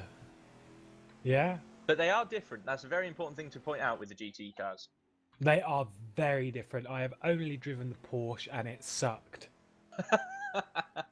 I like the Porsche. Yeah, I know. In fact, this guy right here said to me at the start of this championship that we were doing in GTs, I was like, Oscar, I need your help. It wasn't my fault that the Corvette was bugged. Tell me a good GT car to be in. And Oscar went, now if I had a choice, it would be the Corvette would be 3rd, the Ferrari would be 2nd, but then I'd definitely take the Porsche. And I went, right, great, I'm going to go in the Porsche then. And it was crap. Because there's a bug in the mod. No, mate, it was just rubbish. There was a bug in the mod. There was a bug in the mod. That made the Corvette OP. OP, bro. OP. Currently on the bubble. Faber has moved up, so the top 10 is legit the top 10 now. God, that makes things less confusing. doesn't it just? Because it's Taylor, Hands and Faber. 1st, 7th and 9th. excellent. Faber comes towards the line. Is he going to improve? Yes. Yes, to 4th. Good luck, Told you Dime. the 3-wide car was rapid. All right. Get the head out. Watching Reese Gee. No. I don't know if really? he's on the lap or not. It's looked a bit more stable though. Oh, definitely as I out say it, You got to start commentating on his lap. Currently doing the Barros improved as well. yeah, Barros has improved. He's not on an improving lap at the moment, but that overstep car, the team that provisionally doesn't have any car in GTE Pro currently have a car, or their only AM car in GTE AM. In room 1, I might add. In room 1, yeah, that's what I'm. They do have cars. Yes, that's what you. Everyone knows what I mean. Room 1's the only one that's relevant.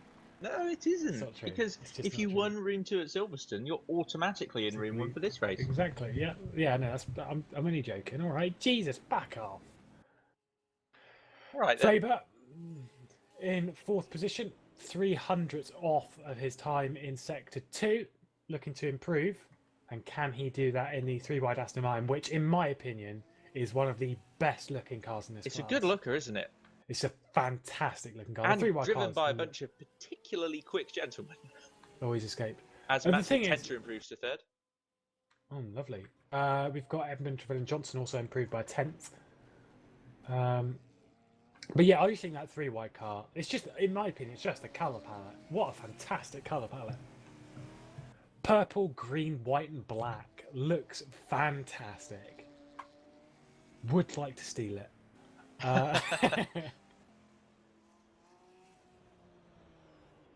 As we've got Chergwin improving in the first sector by a humongous 0.02 of a second. Yeah, just lumps of time. Is he going Lumps. to improve through the... No, he's not improving through the... Oh, he's a 10th off through the second sector, so he's not that far off. Still potential in Hans the lap. improved 0.3, I think, unless that's a timing glitch. No, he did Nope. improve. He did improve 0.3, you're correct. My God. As Edmund Trevelyan Johnson has got a bit of Gardner traffic. yeah, Reese But got caught out there.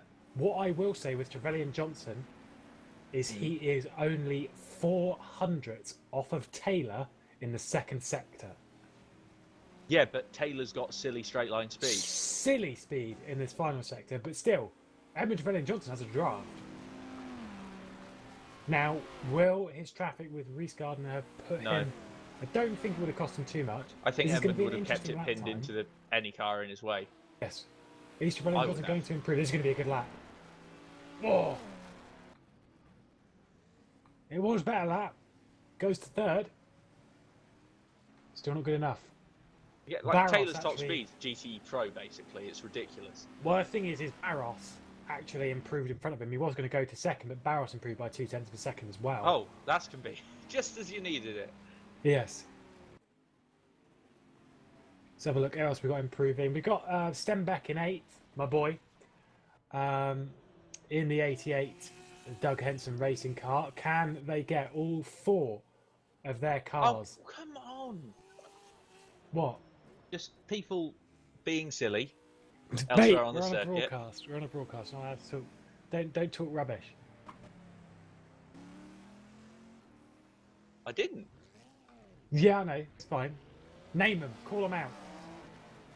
Match attempt to improve by 0.3 of a second, goes to 4th position. Yeah, again, it's a steady burn with the Texas drivers' car. They're always there or thereabouts, but they do very much progress in these sessions. They start Yeah. off gentle and build up, and it's always quite good to watch them because, like you say, they're always a quick burn. It's always a quick car. I'd be interested to see if they maybe have a bit more luck here, a bit more consistency over the course of the race than they did at Silverstone. Yeah.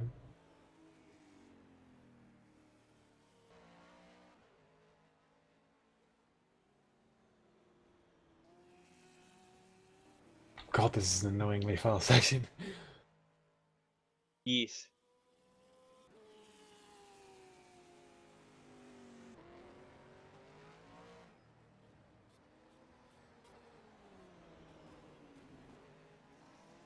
Just having a flick through, seeing who's improving, who's doing what, where, and when. And we've got a couple of cars that are a few tenths up, but not too many. Adam Taylor's started a lap, although I think it's an out lap. Oh no, it's not. It's an actual lap. Half a tenth up in Sector 1. Oh, look at how lovely it looks through Turn 4. Absolutely on it. It just looks so comfortable to drive. It's just pinning the throttle off the corners, and Yeah. it's quicker in a straight line than anything else. So Just evidently all that setup working absolutely perfect. Livery. That livery on that car, I was just looking at the livery thinking about it, sorry. My brain can't handle two things.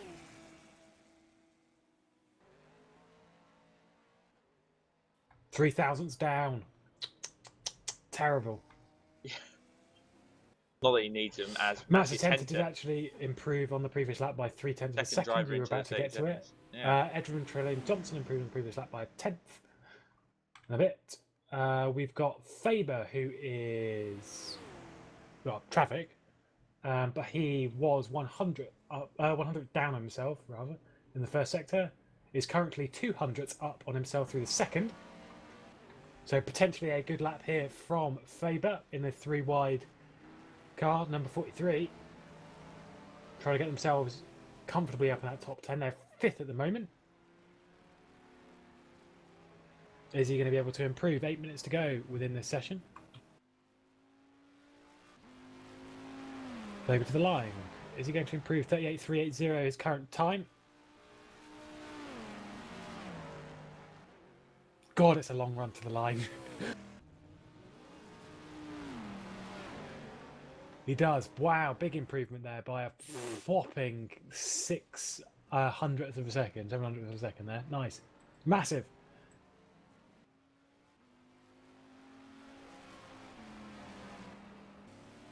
Again, it is still the top 10 is the top 10 because the 3 drivers that are automatically through are still within that. Yeah, only just in the case of Wolfgang Hans, only Yes, indeed. a couple of drivers between him and not being in the top 10. Yes, indeed. Glasgow improved to 12th there, your Glasgow. Oh, Trevelyan Johnson. Oh, wow, I don't know why he lost so much time in that final sector. He was... Oh, I think he cut, actually. I do remember seeing that. He was like 3/10 up in the second sector. I think he cut. I don't know. If he did, lifting off, good lad. You have the feeling that Johnson's got the pace to throw himself between Taylor and Matthew Tenter. Yeah, absolutely. That It's car's just putting the lap pretty together, rapid. isn't it? Yeah, absolutely. Getting that lap together, though, is a lot easier said than done. Keeping an eye on Santos now, who is in 14th place. Someone's improved ahead. It was Schumann. Yeah. In the Simtech car goes up to 12th. But yeah, Santos is actually improving. He's 700ths up through the middle sector. Can he get himself in a top 10 position? Boy, I bet you're hoping not. They're basically sitting here crossing everything I can cross. Yeah. I mean, again, it's just an absolute... Triple six car to I the won't line. say nightmare for us today, but it's heading in that direction. Does improve only to 12th. Keeping an eye on the timing list to see how people are doing. Yeah, you Dade keep an eye mostly on. quiet towards the top, actually. Matt's 10th actually improved on his. Oh, he's run illegal on this lap. Never mind. He is he's about a 10th up, but he has gone illegal through turn 3. He's improved on his previous best. Remember, he's got to be careful with this cutting stuff because it was what cost him pole position a few weeks ago. Oh, here comes Mr. Taylor. Oh no, he's escaped. Never mind. He went wide going into the chicane at the bottom of the hill. He was 2/10 up on himself in sector 1. Only a casual. Yeah, like he needs it. Trevelyan Johnson off.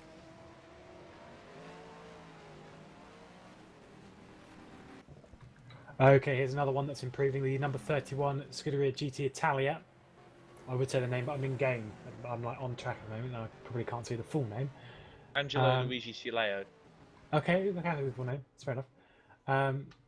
But yeah, he is improving. He's about 700ths down on Adam Taylor at the moment. Obviously, Adam Taylor has that ridiculous wing through that final sector. He's so fast here in the final sector. But see if this number 31 car can get itself further up the grid. Can he do it? Yes, he can to 3rd. Half a second. That is a big improvement. That's another Ferrari going fast in sector 3. Yeah, he's still lost. It's just the aero profile of the. Yeah, well. Yeah. And rapid lap time. Speaking of rapid lap times, your boy Reece Gardner's trying to push for one. He's pushed too much on Anytime the he likes. throttle. Wow, he's actually, technically, he's purple at the moment. He is 100 up on Adam Taylor, 2 and a bit tenths up on himself. Oscar, stop. Oh, he's too much power there. Just, it's not What? up to the power, Reece. Nah, just leave him to it. He's Australian. Give it It's all some about that gen. power. Give it some Just gen, do a yeah. 38 flat Might- and then don't go back on the circuit because I'll cry. You mate. What? Here he goes towards the line. Better be an improvement. A year. It needs to be at this stage. Yeah. It is going to be. It's not going. It is going to be. Yeah, boy. To 7th. Good lad. Those are the kind of lap times he needs to do. 3 minutes to go. We're approaching that time when people are going to go on their final stints. Taylor's And- still attacking Yeah. for reasons unknown. unknown.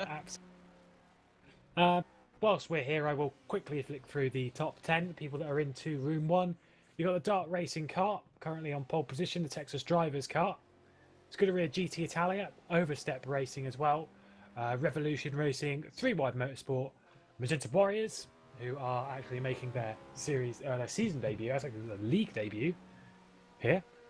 TSA Racing, Doug Henson Racing, and Wolfgang Hans. I'm still not saying that team name. It's just a mouth. www.something.de.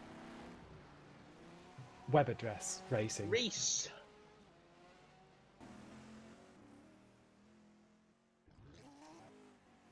Lots of people spinning at the moment on throttle.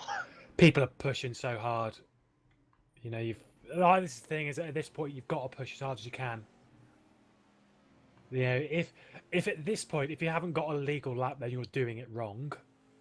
But this is the point in the session where you've got to push for everything you can. Every little thousandth, tenth, hundredth, whatever you can find, needs to come out right now. As Matt Stenter comes up towards the line, I've seen him go a wee bit illegal at the chicane, but still. Yeah, I think he's probably done enough decent laps for one to be alright. One would hope. Yeah, fingers crossed, right? He's not up on this lap anyway. Edmund Trevelyan Johnson, though, is in that Viper, the number Can he 033. hook it together? Because that's been the issue so far. Yeah, he's He's always been nothing able to get it other than- up. Hooking it together. He's not struggling with getting it up. He's got some traffic, though. Wow, that was... One thing we have seen is because Reece, as you said, was going quick through S1 and 2, we know this Viper, for at least the first 2 sectors, is a very fast Yeah. vehicle.